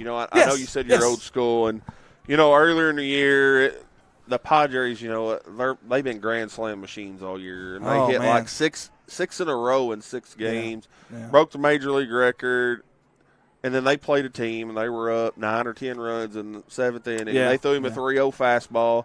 and he hit a grand slam. Another coach got mad. Well, now, okay. I'm okay with that. First of all, don't throw a 3-0 fastball if you know he's going to hit it. Yeah, well, here's the deal. I'm okay with that part. But like I said, that the part where you're watching the home run and then you finally toss the bat and then you're still walking. Yeah. Pamela Leeds says, thanks so much, Andy, and your team for making it so I can watch the Bobcats and my grandson, Gary Comstock, the Beast, play his favorite game. I have nothing better to do than watch you guys. Aaron Lowe, I could get used to Friday night lights like this. My Bobcats and Hurricanes both winning. The program is starting to turn around, and as a former Bobcat, it makes me proud to see some success. Yeah, and people at home, we do this. There's going to be a flag or kind of a late man coming on the field. That's happened a lot tonight for Manila. I don't know if it's a communication error, what's going on. 7 seconds on the play clock. I'm going to say the ball is fixing to go flying. Boy. There's Amaker again. And there's going to be. Now, are they going to call intentional grounding, or was there a receiver in the area? There's an intentional grounding. But here's the thing: there was a receiver in the area. I know he wasn't out of the pocket, but there was a receiver in the area, though. But I don't think the ball ever made it to the line of scrimmage. Well, I don't know how that. Yeah, I don't know the ruling on that. Well, in high school. Grounding against Manila, lost it down. Yeah, I don't know that I agree with that one there because there was a receiver down here, and I think it did get past the line of scrimmage. He was not outside the tackle box, but it doesn't matter if there's a receiver in the area; it's irrelevant. Or at least in most levels. I don't know about high school, but either way, neither here nor there. 4:07 to go. Hey, Coach Hill's pleading his case out there. I think that's what he's saying. And there was a receiver pretty close to the line of scrimmage. Yeah, 23, Billy the Kid Morris was down there. Or it might have been Wimberley. It might have been 25. I couldn't really tell these white jerseys. All I know is if I'm Manila, somebody's got to block Amaker. You see him on your screen right here. He's not been touched any time. At all. As you can see, Coach there, he's upset, I promise you. He was trying to plead his case. And here comes Amaker again. You just called it. That might be a fumble. Ball's on the ground. Did his arm come forward? They're going to say it did. Incomplete pass. Pocahontas has beaten Gosnell 39-30 in the fourth quarter. Oh man, Pocahontas, they got a high-powered offense. They can hurl the ball around the lot now, the yard, if you will. Yeah, that's interesting. 27-8, Harrisburg over Walnut Ridge, and brings up third down and 23. Andy, I'm going to go ahead and say Amaker is going after the quarterback again. I mean, nobody's touched him each time. There's no protection on this side, no tight end, no running back. So if you're Miller, you got to be ready for it here. It's coming. I was fixing to say, he's coming. Wow. Got it off in time. Picked off, and the Bobcats grab. He's going to take it to the barn. Touchdown! C-H-S. Sticky hands grub. Strikes again. Holy hay bales, what a play. Miller threw it right to him. Yes, sir, he did. But he had to throw it quick, though, because he's got the pressure from the weak side. If you're Manila, you've got to see this. You've got to put a tight end. You've got to put a running back over there, something. You give up a receiver option, sure, but you got to put somebody over there and protect your quarterback who's a right-handed quarterback, and he's looking left every single play. You've got to put somebody over there to protect that young man. I'm sorry, but that's blindside shot. Yes, sir. I'm sorry, but you've got to do something there. You've got to. I'm not blaming this one on the quarterback. I know you probably should, but he's got to get rid of that ball quick. He's got 4.540 coming at him right in his grill. And I love the view right here, the field goal post cam for the two-point conversion. Ball's on the ground. Gutierrez picks it up, and he's somehow going to plow his way in for a two-point conversion. What a night to be a Bobcat. That sums it up right there, doesn't it, Scott? Andy, we've been here 10 minutes, and there's been less than a minute run off the clock, it seems like. It feels like it, and Comstock's happy. How can a play go so bad and then go so good? Manila, I think, is just out of gas. Bless their heart. They have given it everything tonight they can possibly give it. Most of you are. The Cardinals lost tonight 4-0. Rich Martin, the PA announcer. Can I ask him if he can say that one more time? Just announced the Cardinals score over the intercom to add insult to our injury tonight. I want to ask Rich if he can get that knife out of my back, if he doesn't mind. I know Rich is a Cardinals fan, I believe, anyways. But that's what it's telling me. Tough night. Tough night for the Cardinals. Good night for the Bobcats, though, as Sharon Rudd says, way to go, Cats. Eric Arnold, Dakota has my vote for MVP tonight. Bucky Hayes, so proud of the Bobcats. Don Hopkins Jr., awesome job. Bobcats, Sandy Aitken, number 5 is alive. Yes, he is. But seriously, I know the score is lopsided right now, but it doesn't tell the story. Manila came in here and they fought. They had a game plan, Scott. They executed that game plan early on. This game was really close. latter part of the third quarter, early fourth quarter, and, of course, the floodgates have now opened for Corning. But give Manila a little bit of credit, though. Yeah, and, Manila come out second half, the first play of the game. Is that an onside kick attempt? It's got to go 10 yards, and it finally does, but Manila got it. That's a different onside kick there. We seen something last week at Osceola where the kicker recovered his own onside kick, and that don't happen very often. Andy, Corning had a chance to get that. Yeah, it was really close. Really, really close. Give Manila credit for diving in there. So they're going to bring the other Miller in here, and Amaker's going to be on the outside again, Andy. You know where he's going to be. He's going to be on the left linebacker.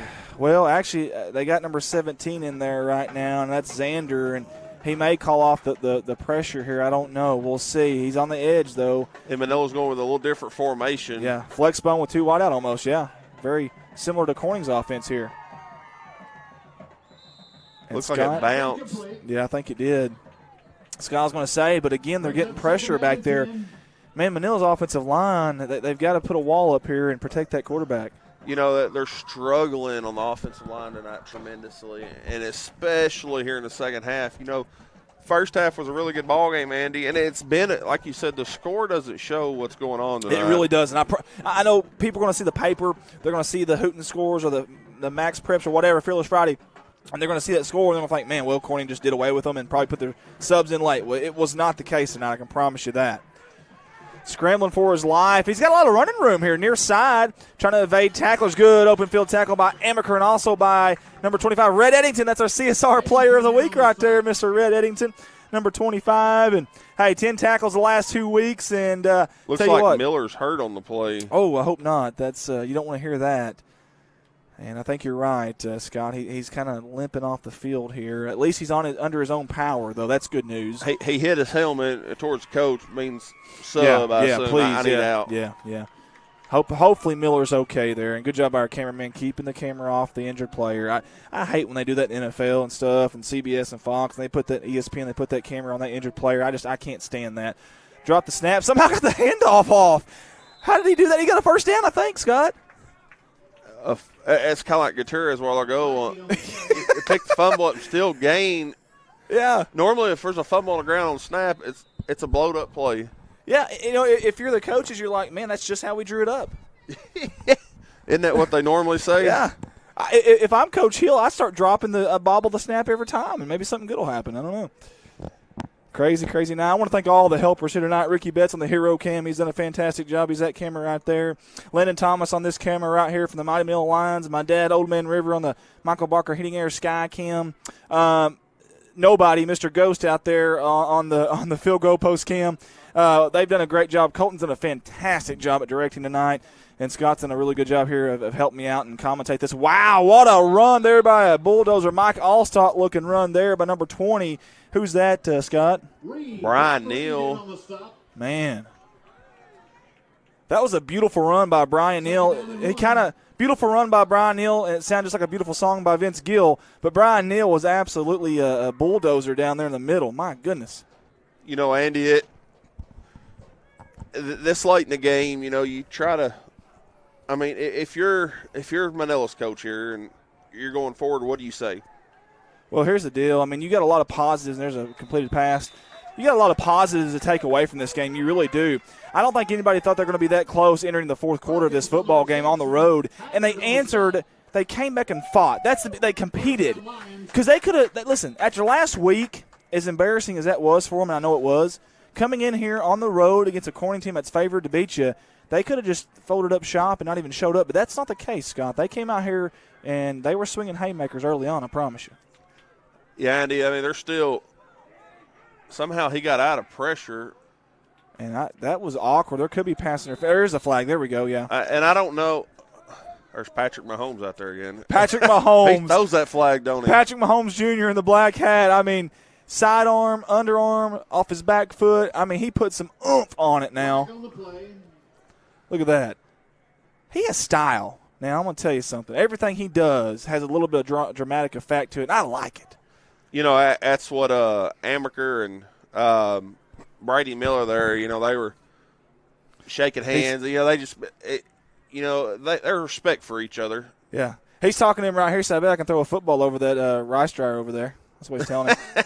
That's what he's telling him. No, but, man, yeah, you're right. There's been a lot of good sportsmanship tonight, Scott. That's a really good point, actually. And you love seeing that when you got two conference teams. And listen, competitive. Yeah, and listen, Manila isn't giving up here. Listen, this game's late, 1:18 to go in the fourth quarter, and look at this. They're driving down here, and they got an opportunity to score down here. So give them some credit. Give Coach Hill and that staff some credit here. That's a toss to the far side, and I think it's Wimberly. Oh, he's going to did he score? I think he did. They're going to give him a touchdown. Touchdown, Manila. What a run. Wow. I couldn't tell if that was Wimberly or if that was Brian Neal or if that was Billy Morris. I don't know. It's hard to see these jersey numbers. And I tried to warn you. You did. And I just still wasn't ready for it. Tack 6 on the board there for Manila. And it is 44-18 with 1:09 to go here in this football game. And you see our end zone camera there. We ain't got to use it very much tonight. Extra point's going to come here for Manila. Oh, I like it. Extra point. Good sky cam view, isn't it? Yeah, I think so. I think it'd be a really good sky cam view right here. And we shall see if it's going to be good. Now, who's that kicking there for Manila? Who? No. Is that Hunter Miles? I can't tell. That's what it looked like, Hunter Miles. No good. Well, either way, it's no good for the Manila Lions. And, guys, we've got 1 minute and 9 seconds to go here in this football game. And give that staff right there credit. Hey, they had their team ready here tonight, did the Manila Lions. But, hey, the Corning Bobcats, they fought tonight. And a good bounce back for Corning, too. Because, listen, Corning, they got kind of beat up last week against Osceola. That speed of Osceola really surprised them, I think. Well, I wouldn't say surprised them, but really did a number on them. And, it got down pretty quick, got down early. And before you knew it, it was a 3-possession game. Andy, I was just sitting here looking at Mars still up there. It's still up there. I don't understand it. It's still up there, and we're going to get you what we're talking about here. Earlier, someone told us that that little dot above the moon there is Mars, and I don't really know. Who knows? But yeah, and it's just been following the moon the whole time. I thought it was a UFO. Really did. I was really hoping it was. It'd be a really cool story, but they ruined it. So thank you guys for that. Thanks for 2020. Yeah, thanks for giving us facts and statistical data and scientific data, things that make sense. And I just wanted to kind of go with my little assumption there, but no. All right, Veronica Castro, black and gold.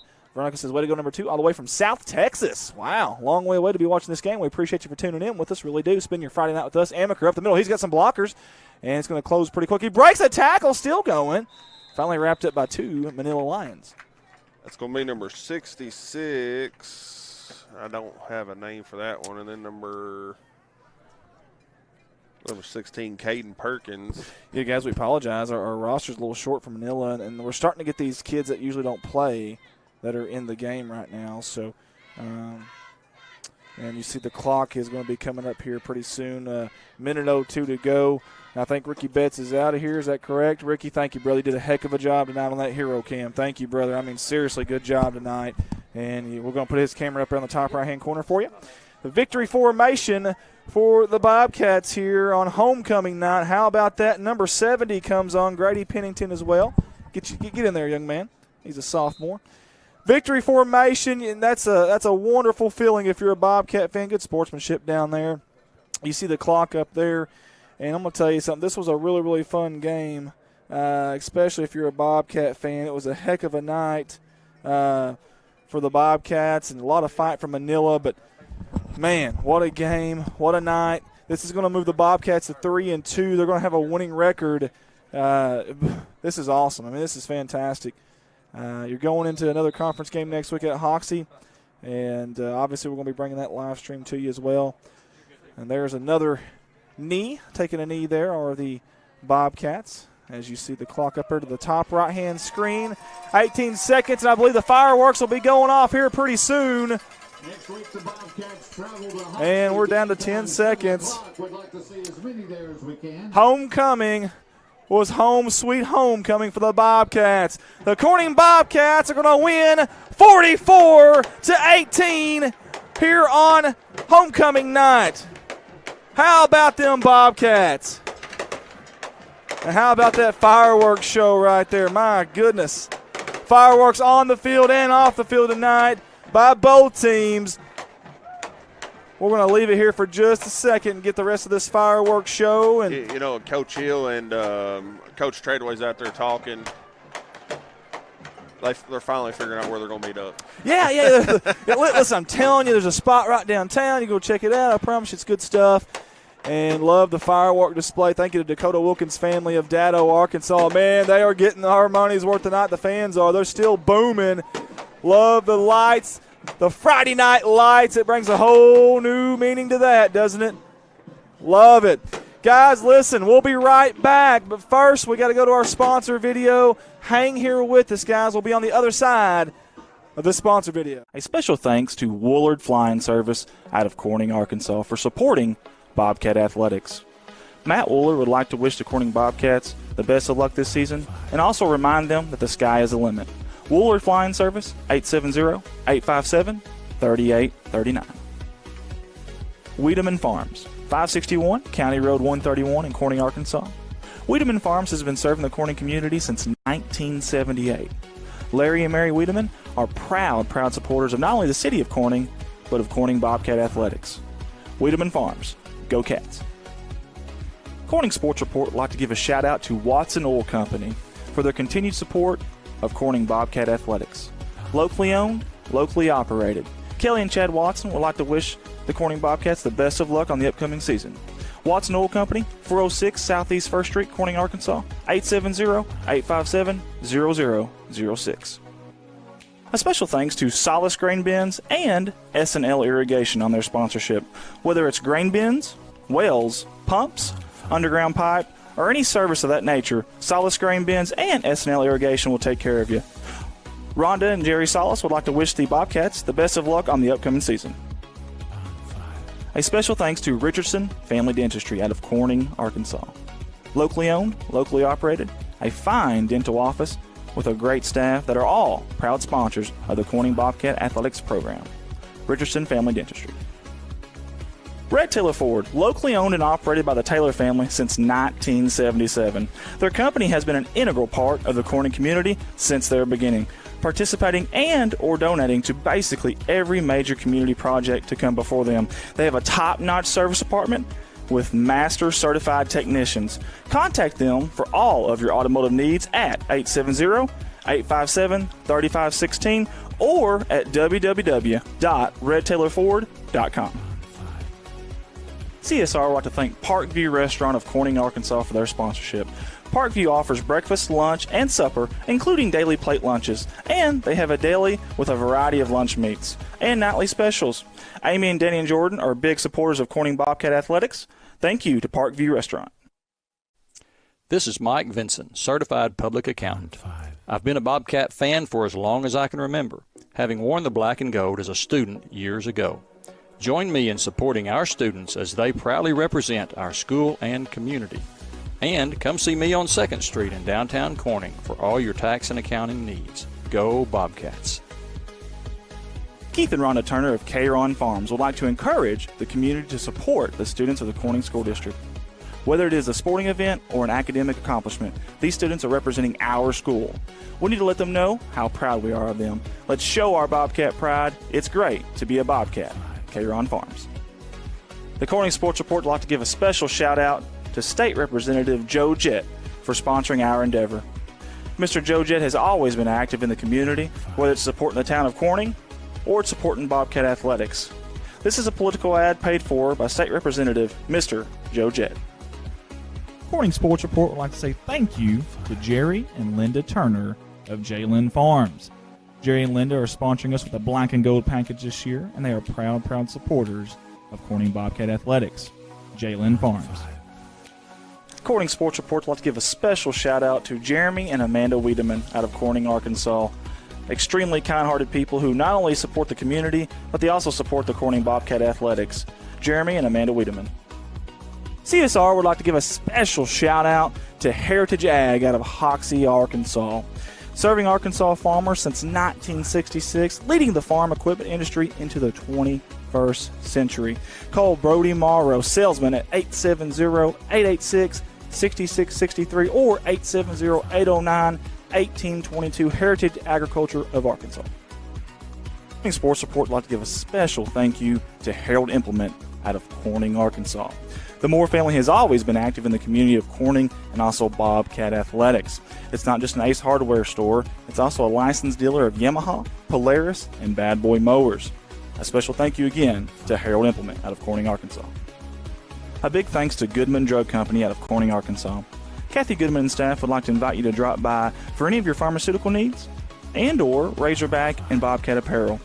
Drop by and see them Monday through Friday, 8:30 to 5:30, and Saturday, 9 to 1, or use the convenient drive-thru. Goodman Drug Company out of Corning, Arkansas. First National Bank takes the banking experience and customizes it to fit you. Whether it's supporting your Corning Bobcats or saving you time by eliminating trips to the bank, First National Bank puts you first, always. Member FDIC and equal housing lender, First National Bank. Your local Farm Bureau insurance company introducing Ag Promise, an exceptional policy that protects everything farmers rely on. Ag Promise is a competitively priced, easy to understand, and tailored to meet your specific needs. That's Farm Bureau's commitment to you, and they have a team of local agents and adjusters ready to back it up. Give them a call today to protect your agribusiness. It's not complicated, it's a promise. Ag Promise, 870-857-6788.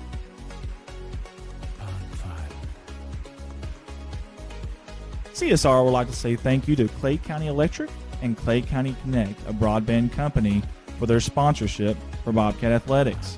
To see if you're eligible for Clay County Connect, a broadband company, contact them Monday through Friday, 8 a.m. to 5 p.m. at 870-202-1990. Clay County Electric and Clay County Connect. A special thanks to Civil Engineering Associates for being proud sponsors of Corning Bobcat Athletics. 2 locations, one in Jonesboro, one in Poplar Bluff. Professional engineer John Seelig of CEA would like to wish the Corning Bobcats the best of luck on the upcoming season. CSR would like to give a special thanks to B&B Well Drilling out of Peach Orchard, Arkansas, for their continued support of Corning Bobcat Athletics. Brian and Lisa Bass are proud graduates of Corning High School, and they invite you to call them for any of your well drilling needs. 870-215-3808, B&B Well Drilling. The Corning Sports Report would like to give a special shout out to Boschlicker Brothers Farms for sponsoring our endeavor. The Boschlickers have always been avid Bobcats and avid supporter of all things Corning athletics. Thank you again, Boschlicker Brothers Farms.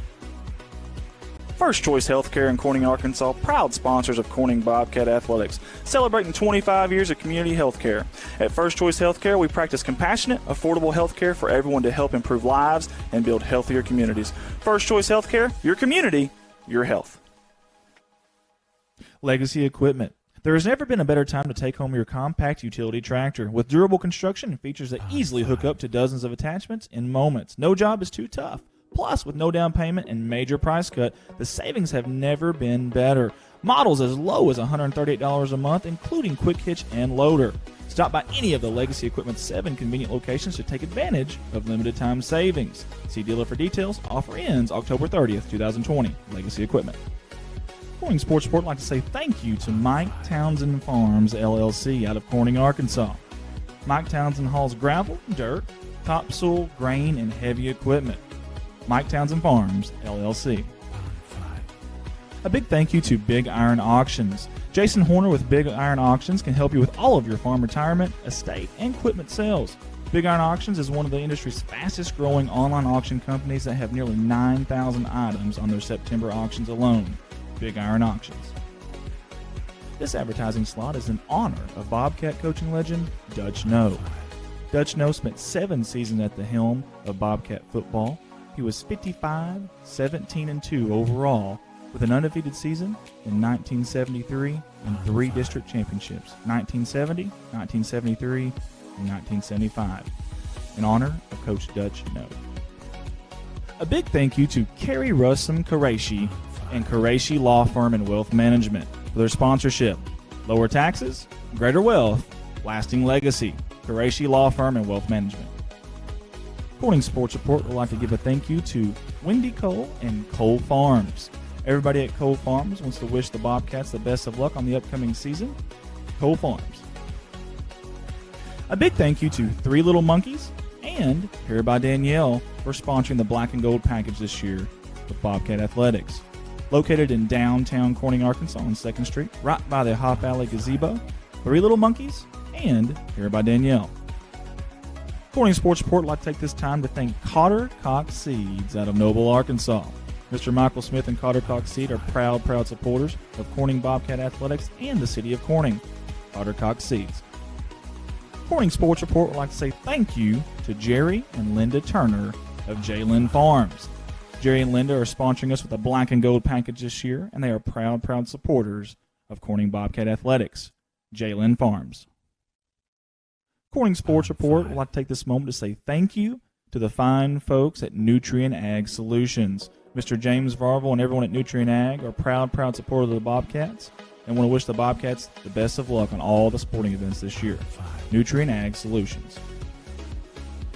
I'd like to take this time to say thank you to Debbie and Bud Hill of Corning, Arkansas. Debbie Rose Hill Massage and CBD Products have been a proud sponsor of Corning Athletics and the city of Corning for a very long time. Thank you, Debbie Rose Hill Massage and CBD Products. Corning Sports Report would like to give a special shout out to Zach Brown Farms for their sponsorship. Zach Brown Farms has always been active in the community of Corning and also Bobcat Athletics. Zach Brown, being a former Bobcat himself, wants to wish the Bobcats nothing but the best of luck on this season. Zach Brown Farms, on the road to success.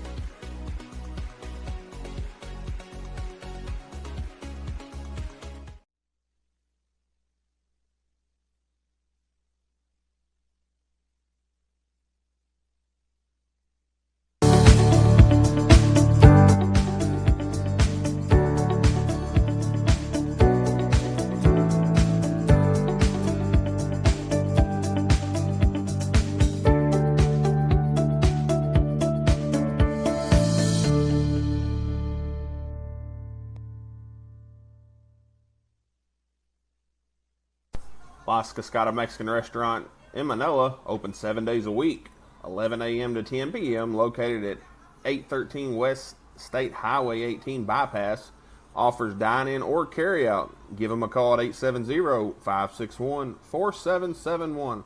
Las Cascadas is a proud sponsor of the Mighty Manila Lions. Meacham's Heat and Air, located in Manila, install, service, and repairs, all models. Give them a call at 870-278-7216. Accepts calls 7 days a week. Meacham's Heat and Air is a proud sponsor of the Mighty Manila Lions. General contractor B&C Construction of Manila, owned and operated by Woody Nunley. B&C Construction is a proud sponsor of the Mighty Manila Lions. Salomon Automotive, located at 2695 West State Highway 18 in Manila, is your one-stop auto shop. Tires, oil, auto repair, all makes and models. Salomon Automotive has you covered. Give them a call at 870-561-1503. Salomon Automotive is a proud sponsor of the Mighty Manila Lions. Delta Drug, located at 257 South Highway 18 Bypass in Manila, has been your hometown family pharmacy since 1971. They are not only a full-service pharmacy offering prescription and immunization services, they offer free delivery, have a unique boutique in the store for your gift needs, and are a hub for Amazon deliveries. Visit DeltaDrugInc.com to download their app for prescription refills, or to get more information about the store, call 870-561-3113. Delta Drug is a proud sponsor of the Mighty Manila Lions. Wells Family Eye Care has been serving the eye care needs of the Manila area and beyond. The goal of our facility is to enhance each patient's quality of life with better vision. A visit with us is like a visit with family. Contact us at 870-570-0400. Wells Family Eye Care is a proud sponsor of the Mighty Manila Lions. Harold's Discount Furniture, located at 1026 West Lake Street in Manila, 870-561-4105, or 613 West Kaiser Street in Osceola, 870-563-5202. Harold's Discount Furniture is a proud sponsor of the Mighty Manila Lions. Thank you for your hard work and support from CNC Farms. CNC Farms is a proud sponsor of the Mighty Manila Lions. Thomas Spate Noble is a proud sponsor of the Mighty Manila Lions. Townsend Lawn Care and Landscaping is a proud sponsor of the Mighty Manila Lions. Enrollment is open. Limited availability for private lessons, so book today. Natural State Fitness Gymnastics is a proud supporter of the Mighty Manila Lions. Rudy Siding has been family owned and operated since 1979. They are accredited by the BBB, Better Business Bureau, and also licensed by the Arkansas Contractors Board. Rudy Siding specializes in metal roofs, seamless gutter, vinyl windows, and vinyl siding. Rudy Siding is a proud sponsor of the Mighty Manila Lions. Talon Sudden Services NEA for 30-plus years. Same family, same location. They offer financing for everyone to fit all budgets. Visit their website or find them on Facebook. They also offer service after the sale. Talon Sons is a proud sponsor of the Mighty Manila Lions. Learn and Grow Academy, located at 21169 Highway 18 in Monette, owned by Blair Davis, accepts ages 6 weeks and up, and also offers after-school care. Learn and Grow Academy also won Best Daycare of NEA for 2020. Learn and Grow Academy is a proud sponsor of the Mighty Manila Lions. Wilson Dental has a new state-of-the-art facility located at 3455 State Highway 18 Bypass in Manila. They have been providing quality family dental services for over 24 years. Call Wilson Dental for all your family dental needs. Wilson Dental is a proud supporter of the Mighty Manila Lions.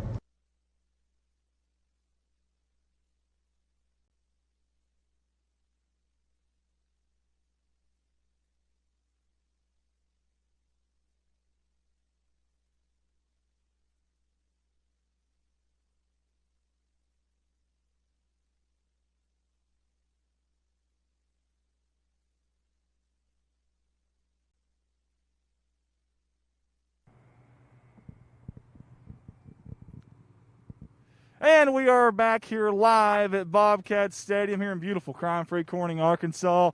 Big night for the Bobcats, a big homecoming win. That's our first conference win of the season. Puts us at 3-2 on the year, 1-1 in conference. And next week we travel to Hoxie. Man, they got a very, very stout offense. Hopefully we got the horses to run with those guys, slow them down a little bit. We'll see. But tonight's about tonight. A lot of effort out there. I mean, I don't know who in the world we're going to pick for player of the game. I really don't. It's going to be tough. There's so many options there, to be honest with you. So, but kudos to all the Bobcat players tonight. Great job by the homecoming maids, the escorts, and everyone here today. Ring bearers, little flower girls as well, the crown girls. They did a great job as well. So did our announcers, as well, the ladies that were doing that. That was a lot of fun. Really neat to see that. Thank you to everybody that tuned in with us. We had a great crowd tonight. We appreciate y'all spending your Friday night with us. We really, really do. Big thanks to this guy here next to me, Scott Townsend Jr. from Manila. Man, that was a lot of fun, bud. Man, it was. It ain't quite the outcome, the Lion fans wanted, but, Manila played hard. They didn't give up. Just some things to work on. I mean, that's loss of a lot of players, hurts. And like you said, we got Harrisburg next week at home, and that's going to be a tough game. And y'all go to Hoxie. But, we enjoy doing this, and it's fun to get together, and we always have a good time. We'll get together again during basketball and might get together before then another football game. I'm all for that. And, of course, with the ping pong competition we've got coming up, me and Dad's going to face Scott here and Landon Thomas and some ping pong there.